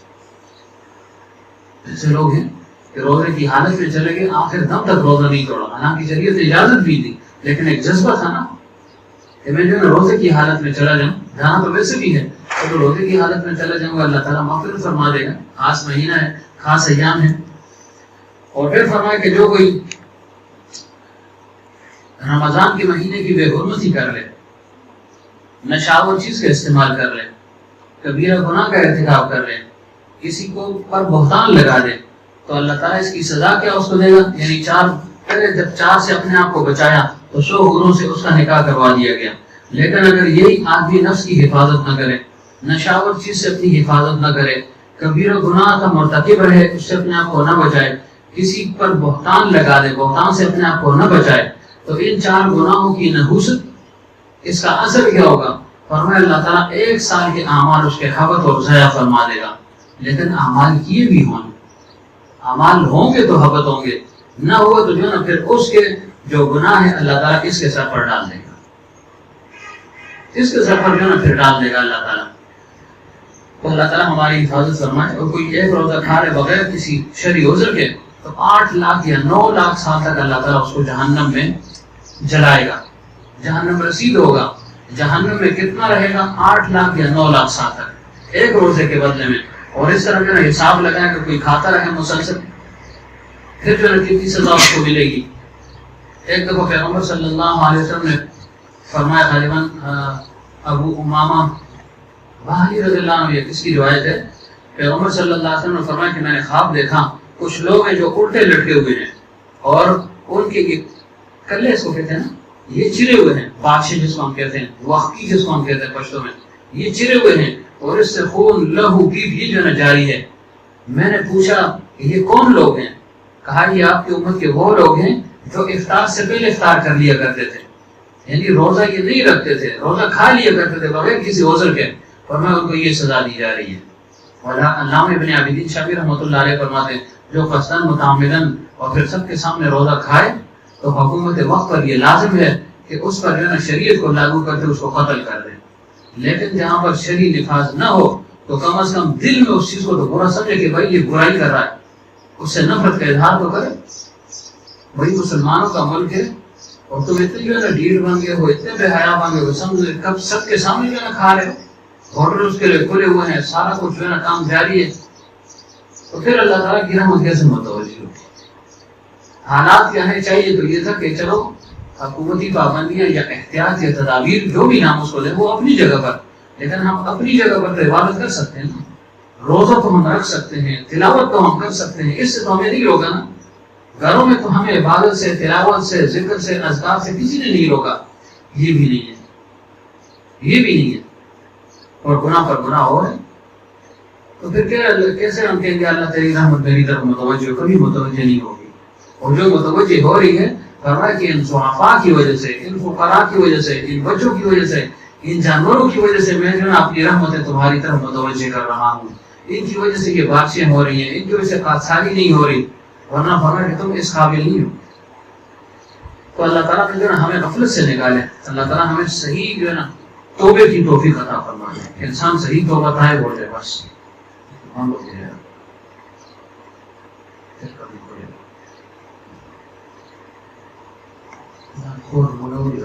یہ بھی اچھا جی ہو گیا. اور کیا ہوگا؟ ہاں ایک یہ کہ جو کسی کو افطاری کروائے تو اس کو کیا ملے گا؟ یہ بیان ہو گیا تھا نا. کسی اور کو افطاری کروائے تو کیا اس میں انعام ملے گا؟ کہ اللہ تعالیٰ اس کے گناہ کو معاف کر دے گا، اللہ تعالیٰ اس کی بخشش فرما دے گا. اور تیسری بات، اللہ تعالیٰ اس شخص کو جس کا یہ روزہ ہے، جس نے یہ روزہ رکھا ہے، جس کو اس نے افطار کروایا ہے، اس کے روزے کے برابر اجر اور ثواب اس کو عطا فرما دے گا. اور اس کے اجر اور ثواب میں کبھی بھی نہیں. مثلا روزہ آپ نے رکھا, آپ کو کسی دوست نے جو ہے نا افطاری کروا دی, تو جو روزے کا ثواب آپ کو مل رہا ہے وہ اس افطاری کروانے والے کو بھی ملے گا, یعنی 3 اجر اس کو ملیں گے. پہلا کیا, گناہ معاف ہو گئے. دوسرا تھا کہ گناہ معاف ہو گئے تو اگلے درجے بخشش کہا جاتا ہے, بخش دے گا اللہ. تیسرا پھر کیا ہے, صرف بخشے گا نہیں کہ چلو اس نے جو ہے نا کھلایا پلایا بھی ہے, تو اللہ فرمائے کہ چلو اس کے ثواب جو ہے نا روزے کا ثواب تمہیں بھی میں دے رہا ہوں کہ تمہاری وجہ سے جو ہے نا اس کا روزہ افطار ہوا ہے, اس کو بھی راحت جو ہے نا وہ ملی ہے. اسی وجہ سے فرمایا للصائم فرحتان, کہ جو روزہ دار ہے اس کے لیے 2 خوشیاں ہیں. 2 کون سی؟ فرحت عند الفطر و فرحت عند لقاء الرحمن. یہ 2 خوشیاں ہیں رمضان میں روزہ رکھنے والے کے لیے. 2 خوشیاں ہیں. ایک خوشی جو افطاری کے وقت ہے, عام خوشی. کیا مطلب؟ خوشی ہوتی ہے نہیں کیسے جو حضرت فرماتے تھے انسان کو ہر چیز ایسے لذیذ لگتی ہے نا, حالانکہ یہی چیزیں ہم عام طور پر بھی کھاتے ہیں, یہ قیمے بھی ہم کھاتے ہیں, یہ گوشت بھی کھاتے ہیں, یہ پکوڑے بھی عام طور پہ کھائے جاتے ہیں, لیکن اس وقت کی جو لذت ہوتی ہے نا اس کا جو ہے نہ پوچھے. دشمن کا مخ ہے حضرت فرماتے تھے دشمن کا مخ ہے, کتنی بھی اس کا لذت ہوتی ہے نا, ایک مٹھاس ہوتی ہے, جیب جو ہے چسکا ہوتا ہے, چس ہوتا ہے اس میں. بالکل انسان ریڈی رہتا ہے کب جو ہے نا کوئی صاحب آزان دیں, ادھر ہم گھڑی کو دیکھتے ہیں تو پہلے سیکنڈ اوپر ہو, پتہ نہیں گھڑی کیا آپ پیچھے چلی گئی, کیا ہو گیا, ایسے طلب ہوتی ہے نا. تو فرمایا کہ فرحت عند الفطر, کہ جب روزہ افطار کرتا ہے یہ عام مومن کے لیے, عام انسان کے لیے یہ خوشی ہے. اللہ نے فرمایا یہ خوشی بھی قبول ہے. یعنی تم کھا رہے ہو, ظاہر میں تو ایسے معلوم ہوتا ہے گویا عبادت سے تنگ ہو گئی کہ اللہ شکر ہے افطاری کا ٹائم ہو گیا, لیکن اللہ نے فرمایا کہ نہیں سارا دن بھوکے رہو, یہ تمہاری خوشی یہ بھی مجھے قبول ہے. اور جو خاص لوگ ہیں ان کی کیا جو ہے نا خوشی ہے, فرحت عند الفطر, کہ یا اللہ شکر ہے فریضہ جو ہے نا میں تکمیل تک میں نے پہنچا دیا, شکر ہے آج کا روزہ تکمیل تک پہنچ گیا, آج کا روزہ میں نے پورا کر دیا. اس پر وہ خوش ہوتے ہیں کہ اللہ تعالیٰ کی عبادت تھی, اس عبادت کو میں نے خیریت کے ساتھ عافیت کے ساتھ تکمیل تک پہنچا دیا, پائے تکمیل تک یہ روزہ میرا پہنچے, یا اللہ تیرا شکر ہے. اللہ نے فرمایا چاہے وہ خوشی ہو, چاہے یہ خوشی ہو, چاہے کھانے کی خوشی ہو, چاہے روحانی خوشی ہو, ہر 2 خوشی مجھے منظور اور قبول ہے. تو فرمایا کہ فرحت عند الفطر و فرحت عند لقاء الرحمن, کہ جب اللہ تعالیٰ سے ملاقات ہوگی تو فرمایا کہ وہ جو نا خوشی کا بہت بڑا دن ہوگا, کہ وہ عید کا 5واں اور بہت بڑا دن ہوگا.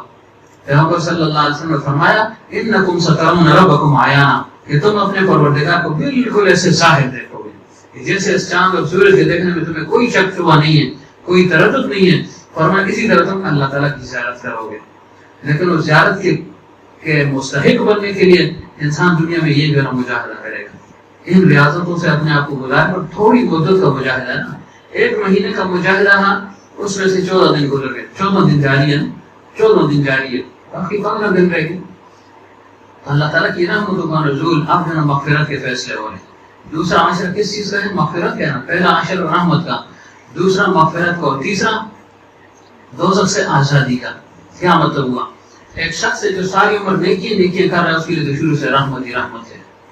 دوسرا وہ ہے کہ جس کی نیکیاں زیادہ ہیں, گناہ کم ہیں, اس کے لیے پھر مغفرت ہے کہ بس تھوڑی سی اس نے مجاہدہ کر لیا, 5-10 روزے رکھ لیے, اللہ تعالیٰ کی رحمت اور مغفرت کے جو ہے نا پروانے اس کے لیے شروع ہو گئے, آزادی شروع ہو گئی.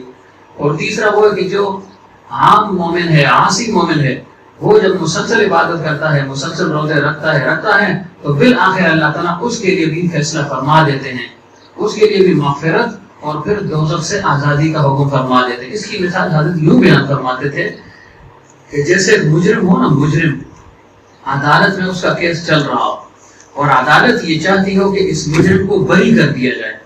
کیا کیا جائے؟ اس مجرم کو بری کر دیا جائے. تو وہ کیا کرتے ہیں, یعنی اس کے دل میں نرمی ہوتی ہے کہ اس کو رہا میں نے کرنا ہے, تو وہ شروع سے ہی اس کے کیس میں جو ہے نا ڈیل ڈال کرتی ہے. ہلکا جو ہے نا ہاتھ ہولا رکھتے ہیں, ہاتھ ہلکا رکھتے کہ چلو خیر ہے, اس کو چھوڑنا ہے, بس وہ پروسیس وہ فارمیلٹی پوری کرنی ہے, تو پہلے جو ہے نا ہاتھ ہلکا رکھتے ہیں. تو اس سے اس کو ایک امید بن جاتی ہے کہ یار میرا کیس شاید جو ہے نا میرے حق میں فیصلہ ہو جائے. معلوم ہوتا ہے جج اچھا آدمی ہے, نرمی کرے گا, میں رہا ہو جاؤں گا.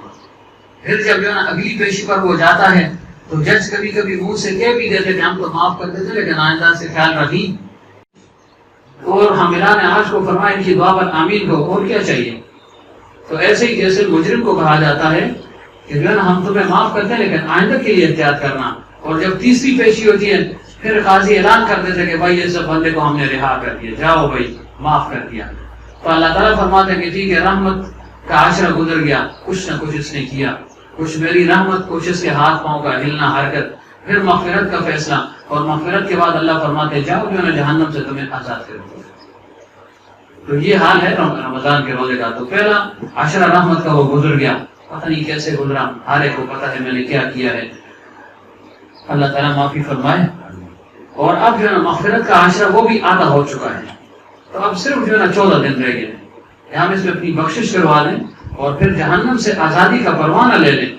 کیوں آخرت میں پھر جو ہے پروانہ دیا جائے گا نا, ایک شخص خوش ہوگا جو جنتی ہوگا, کیا کہ ہاں ام اقرؤ کتابیہ, یہ دیکھو بھائی یہ میرا عمل نامہ ہے, یہ دیکھو میں کامیاب ہو گیا ہوں. جیسے اب بچہ کامیاب ہوتا ہے نا, خوشی خوشی گھر آتا ہے, DMC لائی ہے نا, لیکن وہ رسید لاتے جی میں پاس ہو گیا, جی پاس سے مجھے خوشی کا اظہار کرتا ہے, میں فرسٹ آ گیا ہوں, میں سیکنڈ آ گیا ہوں. تو یہاں وہاں پھر ایسے جو ہے نا انعام دیا جائے گا, پھر انسان خوش ہوگا نا, ہاں ام اقرؤ کتابیہ انی ظننت انی ملاق حسابیہ, اور آگے جو ہے نا سے پڑھتے جائیں, پڑھیں لیکن جو ہے نا مانے کے دھیان کے ساتھ پڑھیں تو مزہ بھی آئے نا. اب مانا آئے ہی نا تو بس کھڑا ہے, چلو اس پر بھی اجر اور ثواب زیادہ ہے نا کہ جو قرآن خان اٹک کر قرآن پڑھے, فرمائے دوہرے اجر کا جو ہے نا مستحق ہے, ایک قرآن سننے کا اور دوسرے اپنے آپ کو محفوظ کرنے کا. لیکن اگر مانا آتا ہو تو اس کی لذت اور کیفیت پھر الگ ہے نا, اس کا پھر اپنا ایک رنگ ہے نا, اس رنگ میں ڈوب کر آپ پڑھیں گے تو اس کا جو ہے نا پھر اثر ہوگا, باطن میں جو ہے نا پھر اثر کرے گا, وہ باطن میں جو ہے نا تبدیلی آئے گی اس سے. کہتے تھے نا مجھے ایسا مالنامہ ملے گا, اب یہ اس کو کوئی پڑھے نا, ہاں مقرر کتاب انسان کی کیفیت ہی بدل جاتی ہے, کیفیت بدل جاتی ہے. اور جو جہنمی ہے وہ کیا ایک دوسرے سے جو ہے نا بھاگتے پھریں گے, ایک کے پیچھے بھاگے گا, دوسرے کے پیچھے بھاگے گا, اور کیا کہے گا کہ مجھے ایک نیکی چاہیے. وہ کیا کہیں گے, نہیں آج ہے نا ہم تیرے ساتھ نہیں ہیں, ہمیں اپنی فکر پڑی ہے. وہ امی و ابی و صاحبتی و بنی لکل امرئ منهم یومئذ شأن یغنیہ, نہ رو رہا خپل کار کا, بچیا خپل کار کا, پلارا خپل کار کا, نن پلار زویر مور اس کو بکاری ہے نا, لکل امرئ منهم یومئذ شأن یغنیہ, دا سے حال کی وہی ایسی حالت میں ہوگا جو دوسرے سے اس کو مستغنی کر دے گا. جب مستغنی کرے گا تو اس کا مطلب ہے کہ اپنا عمل انسان کو کام آئے گا. اس عمل کے لیے انسان نے کوشش کرنی ہے, اور اللہ تعالیٰ نے یہ موقع ہمیں دے دیا ہے. تو بھائی تمہیں موقع دے دیا ہے, زندگی تمہیں دے دی. کتنے ہمارے احباب سے پچھلے رمضان میں سے اب ہیں نہیں ہیں. ہمیں بھی پتہ نہیں کہ ہم اس رمضان میں کب تک ہیں. اگر یہ رمضان اللہ نے دیا نہ معلوم اگلا رمضان نصیب ہو یا نہ, اگر نصیب ہو بھی پتہ نہیں صحت ہو یا نہ.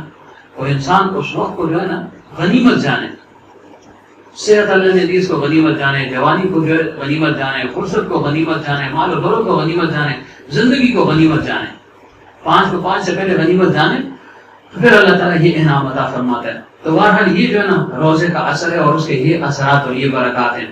اور فرمایا پیغمبر صلی اللہ علیہ وآلہ وسلم نے, اگر میں بھول جاؤں پھر جو ہے نا مجھے بتانا بھی ہے تو کسی کو یاد ہو, کہ اللہ تعالیٰ نے میری امت کو خاص طور سے 5 انعامات دیے ہیں. 5 انعامات. پہلا انعام اس روزے کا کیا ہے, اللہ تعالیٰ جنت کو ان کے لیے جو ہے نا سجاتا رہتا ہے. یاد آ گیا, فرمایا کہ جو روزہ دار کے منہ کی بدبو ہے یہ اللہ تعالیٰ کو مشک و عمل سے زیادہ محبوب ہے. اور 5ویں فرمایا کہ اللہ تعالیٰ جب آخری روزہ ہوتا ہے, آخری افطاری ہوتی ہے, اللہ تعالیٰ سب کی جو ہے نا بخشش فرما دیتا ہے. پیغمبر عربی صلی اللہ علیہ وسلم سے صحابہ نے عرض کیا کہ جی اس خاص رات میں کوئی خاص وجہ ہے جو اللہ تعالیٰ ان کو معاف فرما رہے. فرمایا کہ نہیں, مزدور کو اس کی مزدوری جو ہے نا اللہ تعالیٰ عطا فرما رہے, کہ چلو 30 دن تم نے جو ہے نا نفس کی مخالفت کی, اور جو ہے نا اپنی خواہشات کو تم نے مسل دیا, میری عبادت تم نے کی, جیسے تیسے عبادت بھی تھی. اللہ یہ نہیں فرماتا اچھی تھی یا بری تھی, فرمایا جیسی بھی عبادت تھی تو آج جو ہے نا اس کو میں اجرت دے رہا ہوں. اجرت کس صورت میں, اللہ تعالیٰ فرمائے کہ جاؤ میں نے تمہیں بخش دیا ہے. اور پھر جب عید کی نماز پڑھے تو پھر فرشتے آواز دیتے ہیں کہ جاؤ بخشے بخشائے اپنے گھروں کو واپس لوٹ جاؤ. تو یہ نعمت اللہ تعالیٰ انسان کو عطا فرماتا ہے. اور مشک کی بدبو کو تو ہمیں اب بدبو لگ رہی ہے, انسان احتیاط بھی کرے, یہ نہ ہو کہ بس کہے یہ بدبو اللہ کو بہت پسند ہے, بدبودار ہی رہے. نہیں, ایسے بھی نہیں ہے. یعنی جو میدے کی خلوف وہ بدبو ہے نا, ایک ہمارے منہ کی بدبو ہے, ایک ہے روزے کی بدبو, ایک ہے سونے کے بعد اٹھنے سے منہ کی بدبو. تو کم از کم انسان منہ کی بدبو کو صاف کر لے. دن کو تو نہیں کر سکتا، بھرارے نہیں کر سکتا، اہتمام کے ساتھ جو ہے نا منہ میں پانی نہیں ڈال سکتا، لیکن افطاری کے بعد اس کا خاص اہتمام بھی کرے.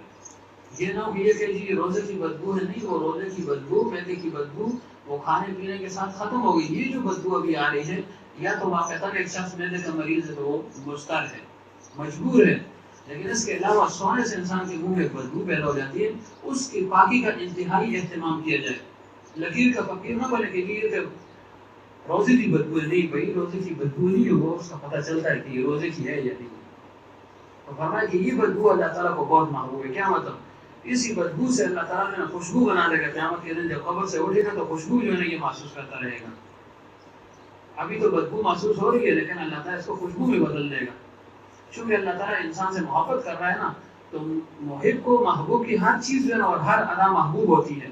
وہ پھر یہ نہیں کہ دیکھو محبوب کے منہ سے بو جا رہی ہے، نہیں محبوب کے جسم سے بو جا رہی ہے، نہیں.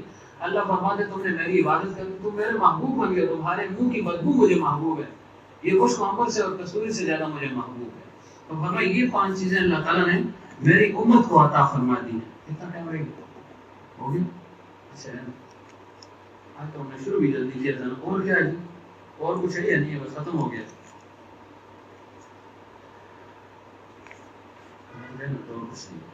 بس اتنی لمبا سا گیا، ختم ہو گیا.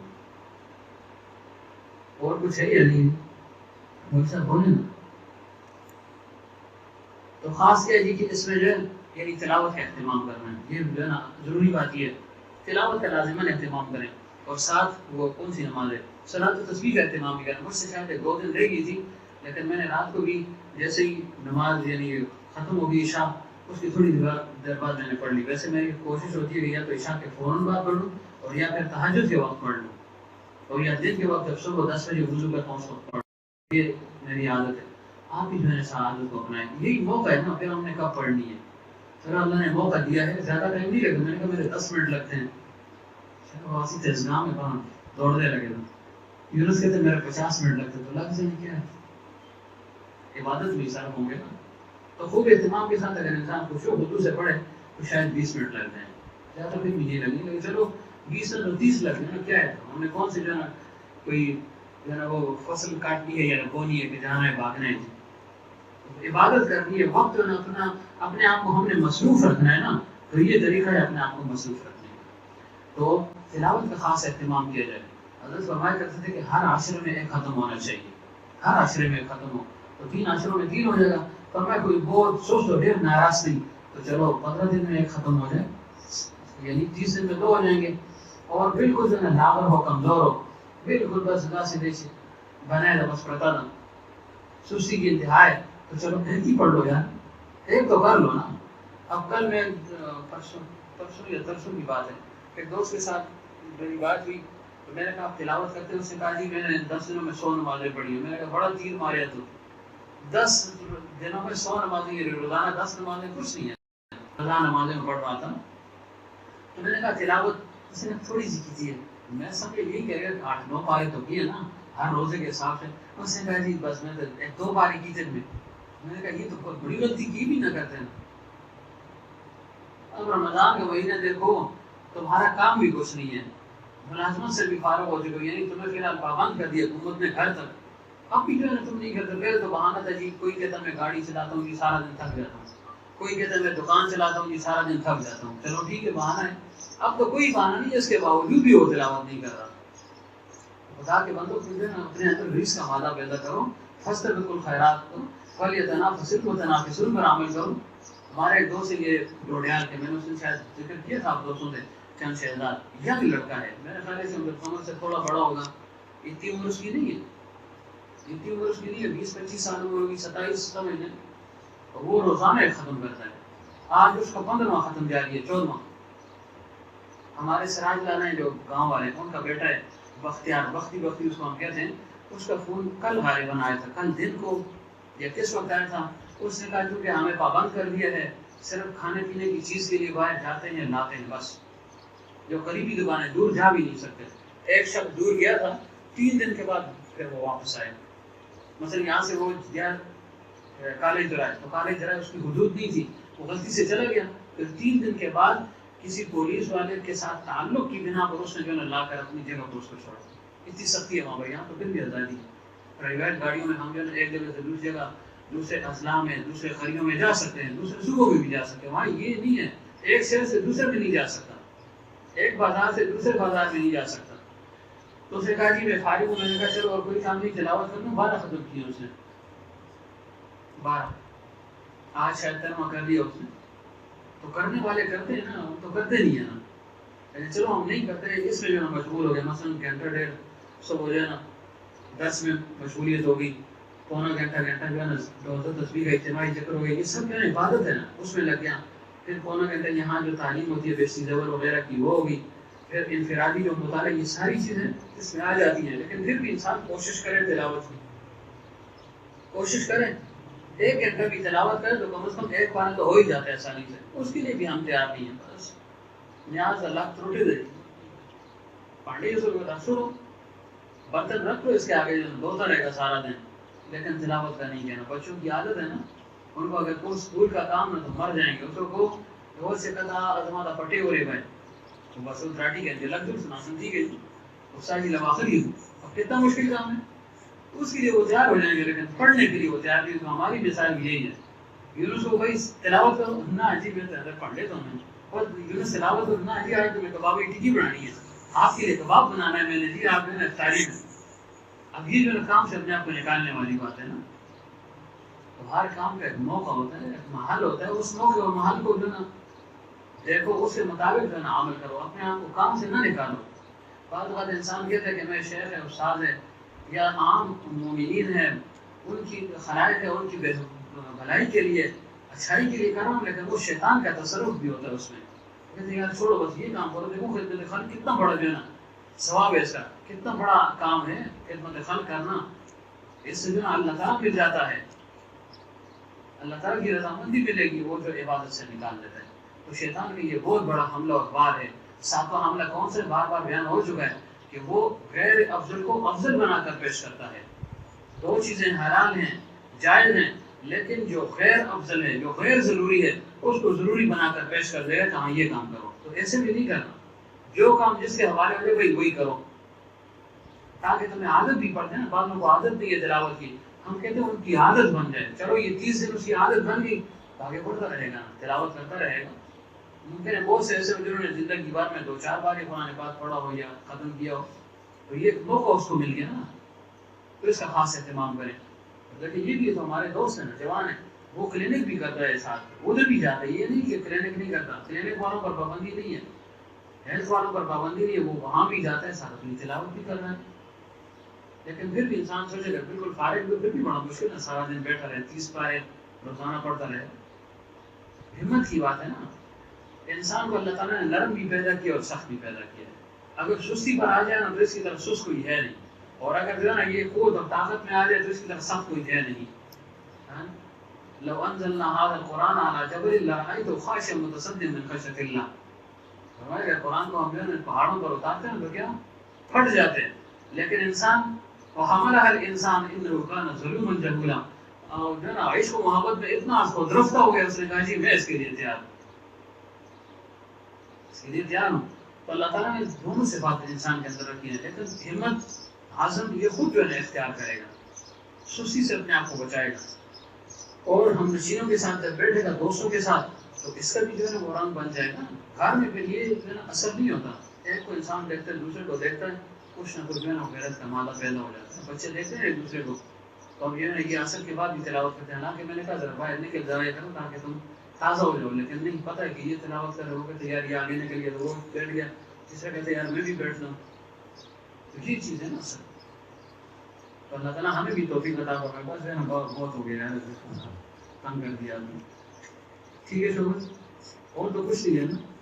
ہاں ایک بات رہ گئی ہے، وہ یہ افطار کے بارے میں تھی، لیکن چلو اب کیا کروں. اور اس کا کیا نام ہے، آگے کون سا دن آ رہا ہے؟ یہ اپنا 20 کے بعد اعتکاف کے دن آ رہے ہیں نا. اعتکاف پر اگر جو ہے نا کوئی بیٹھ جائے آسانی کے ساتھ ہو سکے تو اعتکاف کا جو ہے اہتمام کر لیں، کیونکہ اس کی بھی فضیلت ہے کہ اعتکاف کوئی 10 دن کا کر لے تو کتنا ثواب اس کو ملے گا، جیسے 2 حج اور 2 عمرے کسی نے کر لیے. اتنا اجر اور ثواب اللہ تعالیٰ اس کو عطا فرما دے گا. اور غالباً حضرت عبداللہ ابن انیس رضی اللہ عنہ کے متعلق آتا ہے وہ چونکہ مسلسل اعتکاف کے لیے نہیں آ سکتے تھے، مدینہ منورہ سے شہر سے باہر رہتے تھے، تو وہ صرف 23 کی رات آ جاتے تھے، 23 کی رات آ کر مسجد نبی صلی اللہ علیہ وسلم میں گزار دیتے، ایک دن کا اعتکاف فرماتے تھے، ایک دن کا، اور فرمایا کوئی ایک دن کا اعتکاف کر لے تو کتنا اجر و ثواب ہے، اللہ تعالیٰ کو اس کے اور جہنم کے درمیان 3 خندقوں کا فاصلہ فرما دے گا، ایک خندق دوسرے خندق کے درمیان فاصلہ کتنا، جیسے زمین اور آسمان، جیسے مشرق اور مغرب، کتنا اللہ تعالیٰ اس کو جہنم سے دور فرما دے گا۔ تو اس کا بھی اہتمام کیا جائے، یعنی جو تدابیر ہیں اس کو اختیار کرتے ہوئے بھی، کیونکہ مساجد میں تو لازماً ہے، کیونکہ یہ سنت علی الکفایہ ہے، اس کا اہتمام ضروری ہے، اگر پورے قریے میں بستی میں کوئی بھی نہ بیٹھا تو سب گناہ گار ہوں گے، جیسے جنازہ ہے، اگر پوری بستی میں کسی ایک نے بھی پڑھ لی جنازہ پڑھ لی تو باقیوں سے فریضہ ثابت ہو جائے گا، ایسے ہی نا، یعنی اعتکاف کا اہتمام بھی لازم اور ضروری ہے مسلمان پر، اور اپنی اصلاح کے لیے چیز ضروری ہے۔ پیغمبر صلی اللہ علیہ وسلم نے اعتکاف فرمایا ہے، 10 دن کا اعتکاف بھی فرمایا ہے، 20 دن کا اعتکاف بھی فرمایا ہے، مہینے کا اعتکاف بھی فرمایا ہے۔ ایک دفعہ کسی عذر کی وجہ سے اعتکاف نہ فرما سکے تو اگلے سال 20 دن کا بلکہ 30 دن کا مسلسل جو ہے اعتکاف فرمایا، اور عمومی طور پر فرمایا کرتے تھے 10 دن کا اعتکاف، اس کا اہتمام کیا کرو۔ تو یہ عبادت ہے، اس سے جو ہے اللہ تعالیٰ کا قرب انسان کو حاصل ہوگا۔ تو اللہ تعالیٰ ہمیں عمل کی توفیق عطا فرمائے۔ تو آپ انشاءاللہ پھر جو ہے نا اگلے حلقے میں انشاءاللہ زندگی رہی تو افطار وغیرہ کے متعلق ذکر فرما دوں گا، لیکن میرے ذہن میں تھی وہ حدیث بات لیکن بھول گیا ہوں کہ شاید لکھی ہوئی تھی افطار کے متعلق۔ پیغمبر صلی اللہ علیہ وسلم نے فرمایا کہ میری امت ہمیشہ خیر پر رہے گی جب تک کہ افطار میں جو ہے تعجیل کرتے رہیں گے، افطار میں تعجیل کرتے رہیں گے اور سحری میں تاخیر کرتے رہیں گے، اور تیسرا فرمایا کہ جب تک یہ ہاتھ پر ہاتھ رکھ کر جو ہے نماز پڑھتے رہیں گے۔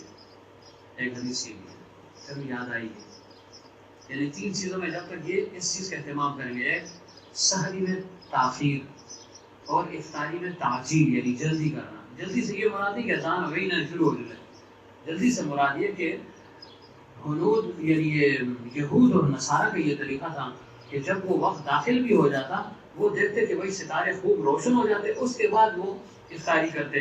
تو پیغمبر صلی اللہ علیہ وسلم فرمایا ان کی تم نے مخالفت کرنی ہے نہیں، جیسے بس وقت داخل ہو گیا فوراً جو ہے افطاری شروع کر دو۔ تو فرمایا میری امت خیر پر رہے گی جب تک ان چیزوں کا وہ اہتمام کرے گی کہ جو ہے نا وہ افطاری میں تعجیل کرے، جلدی کرے، سحری میں جو ہے نا تاخیر کرے، یہ نہ 12 بجے رات کو کھا لے، ایسے بھی نہیں ہے۔ اور تیسرا کیا کہ جو ہے نا یہ اللہ تعالیٰ کو محبوب ہیں، پسند ہیں، جو ہے نا کہ ہاتھ پر ہاتھ رکھ کر ایک انسان جو ہے اللہ تعالیٰ کے سامنے راز و نیاز کر رہا ہے، عبادت جو ہے نا وہ کر رہا ہے، تو اس کا اہتمام کرنا ہے۔ اور فرمایا پیغمبر صلی اللہ علیہ وآلہ وسلم نے کہ تم دن کے روزے پر رات کی سحری سے جو ہے نا قوت اور طاقت حاصل کرو، یعنی اگر تم یہ چاہتے کہ روزہ خیریت کے ساتھ گزرے سحری کا اہتمام کرو۔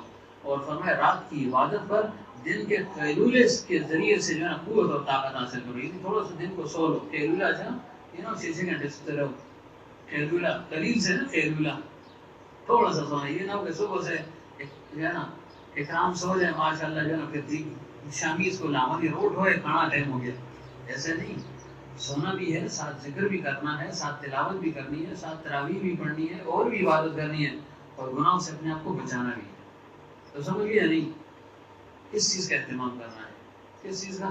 سحری کا بھی اہتمام کرنا ہے۔ پیغمبر صلی اللہ علیہ وسلم نے فرمایا جی نہ بھی چاہتا ہو ایک گھونٹ پانی پی لو، لیکن ضرور جو ہے نا اس کا اہتمام کرو، یہ نہ کہ یار میں تو رات بہت کھا لیا تھا میرا جی نہیں چاہتا، جی نہ بھی چاہے ایک گھونٹ پانی پی لو، ایک گھونٹ چائے پی لو، ایک نوالا اٹھا لو، ایک کھجوری کھا لو، بس، تاکہ وہ سحری کی برکت جو ہے وہ تمہیں حاصل ہو جائے۔ اصل تو جو ہے نا سنت پر عمل کرنا ہے، ممکن ہے بعض بات دل نہیں ہوتا نا، لیکن دل نہ ہونے سے یہ مراد تو نہیں کہ انسان جو ہے نا سنت کو چھوڑ دے، سنت کی ادائیگی کے لیے، سنت کو لینے کے لیے جو ہے نا اس پر جو ہے نا عمل کرے، اور تہجد کی نماز کا خاص اہتمام کرے۔ آج کل تو ویسے بھی انسان کھانے کے لیے اٹھتا ہے تو 2 رکعت 4 رکعت تہجد بھی پڑھ لے، بدقسمتی ہوئی بہت بڑی کہ ان دنوں بھی انسان جو ہے نا وہ تہجد کی نماز کا اہتمام نہ کر سکے۔ اور پھر افطاری کے بعد عمومی طور پر لوگ نماز کا اہتمام نہیں کرتے، تو مغرب کی نماز بھی پڑھنی ہے، جماعت کے ساتھ پڑھنی ہے۔ یہ لوگ کھانے پینے میں اتنا مگن ہو گئے، چلو ادھر لگے تھے تو اس کو جو ہے نماز ہی بھول گئی، حالانکہ عام طور پر وہ نماز کا اہتمام کر رہا ہے، مغرب کی نماز کا اہتمام کرتا ہے، لیکن رمضان میں پر پھر چھٹی ہے، کیوں؟ روزہ تھا میرا، تو پھر تو یہ الٹا اثر ہو گیا نا، بجائے ثواب کے عذاب ہو گیا نا، بجائے لینے کے جو نا وہ دینے پڑ گیا نا۔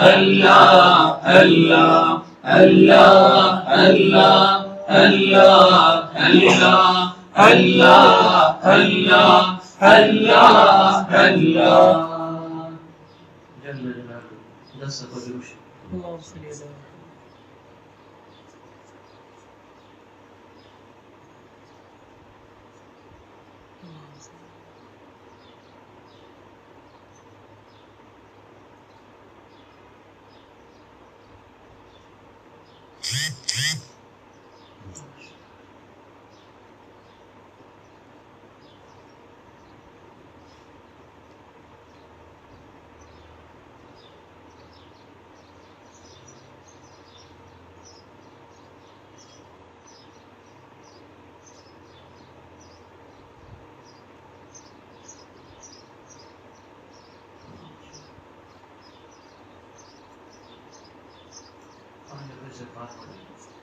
استغفر اللہ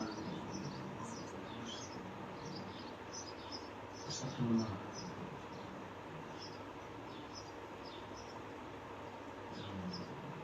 تین دفعہ سورہ اخلاص قل اللہ احد اللہ الصمد قل اللہ احد اللہ الصمد قل هو الله احد قل اللہ احد اللہ الصمد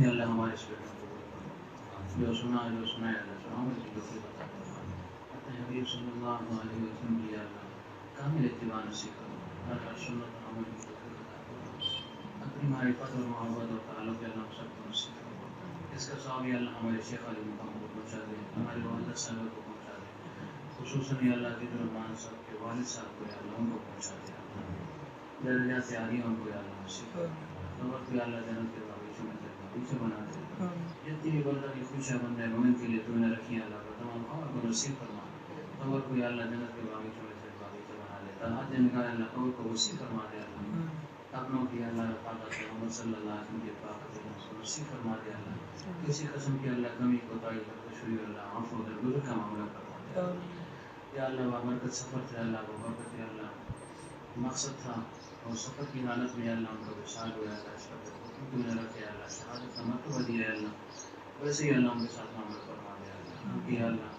ہر قسم کی کمی کوتاہی کو اللہ معاف فرما دے اللہ انتہائی طور پہ اللہ ان کو بلند درجہ عطا فرما دے اللہ اور جو یا اللہ دکھ اور صدمہ یا اللہ لواحقین کو پہنچے یا اللہ اس پر تو خود ہی مرحم فرما دے اللہ سب کو یا اللہ صبر جمیل عطا فرما دے اللہ ہمیں بھی یا اللہ اس سفر کی تیاری کی توفیق عطا فرما یا اللہ جتنی ہم ادھر موجود ہیں یا غائب ہیں جس کے دل میں جو بھی جائے ساری حالت ہے میری خدا سے اس کو پورا فرما دے یا اللہ جو پریشان حال ہیں ان کی پریشانیوں کو دور فرما دے جو مقروض ہیں اللہ قرض کی ادائیگی کی سنتے پیدا فرما دے جو کہ اولاد ہیں اللہ ان کو نرینہ صالح ہونا عطا فرما دے جن کے اولاد نہ فرما دے اللہ ان کو فرما دے جو رشتوں کی طرف میں اللہ سنت کے مطابق اچھے سے سب کو نصیب فرما دے یا اللہ جو بے روزگار ہے اس کے حلال کے دروازے سب پر کھول دے اس کے حلال ہم سب کو وسیع فرما دے وصول اور فراخی نصیب فرما فقر و تندرستی سے اللہ ہم سب کو محفوظ فرما دے جتنے بھی بیمار ہیں اللہ اس محفل میں گھروں میں اسپتالوں میں جہاں کہیں بھی ہیں سب کو صحت کاملہ عاجلہ دائمہ مسلم نصیب فرما جتنے بھی ہمارے احبا اقارب رشتہ دار اعزاء مسلمان پیر بھائی وغیرہ دنیا سے جاتے ہیں سب کو بخش دے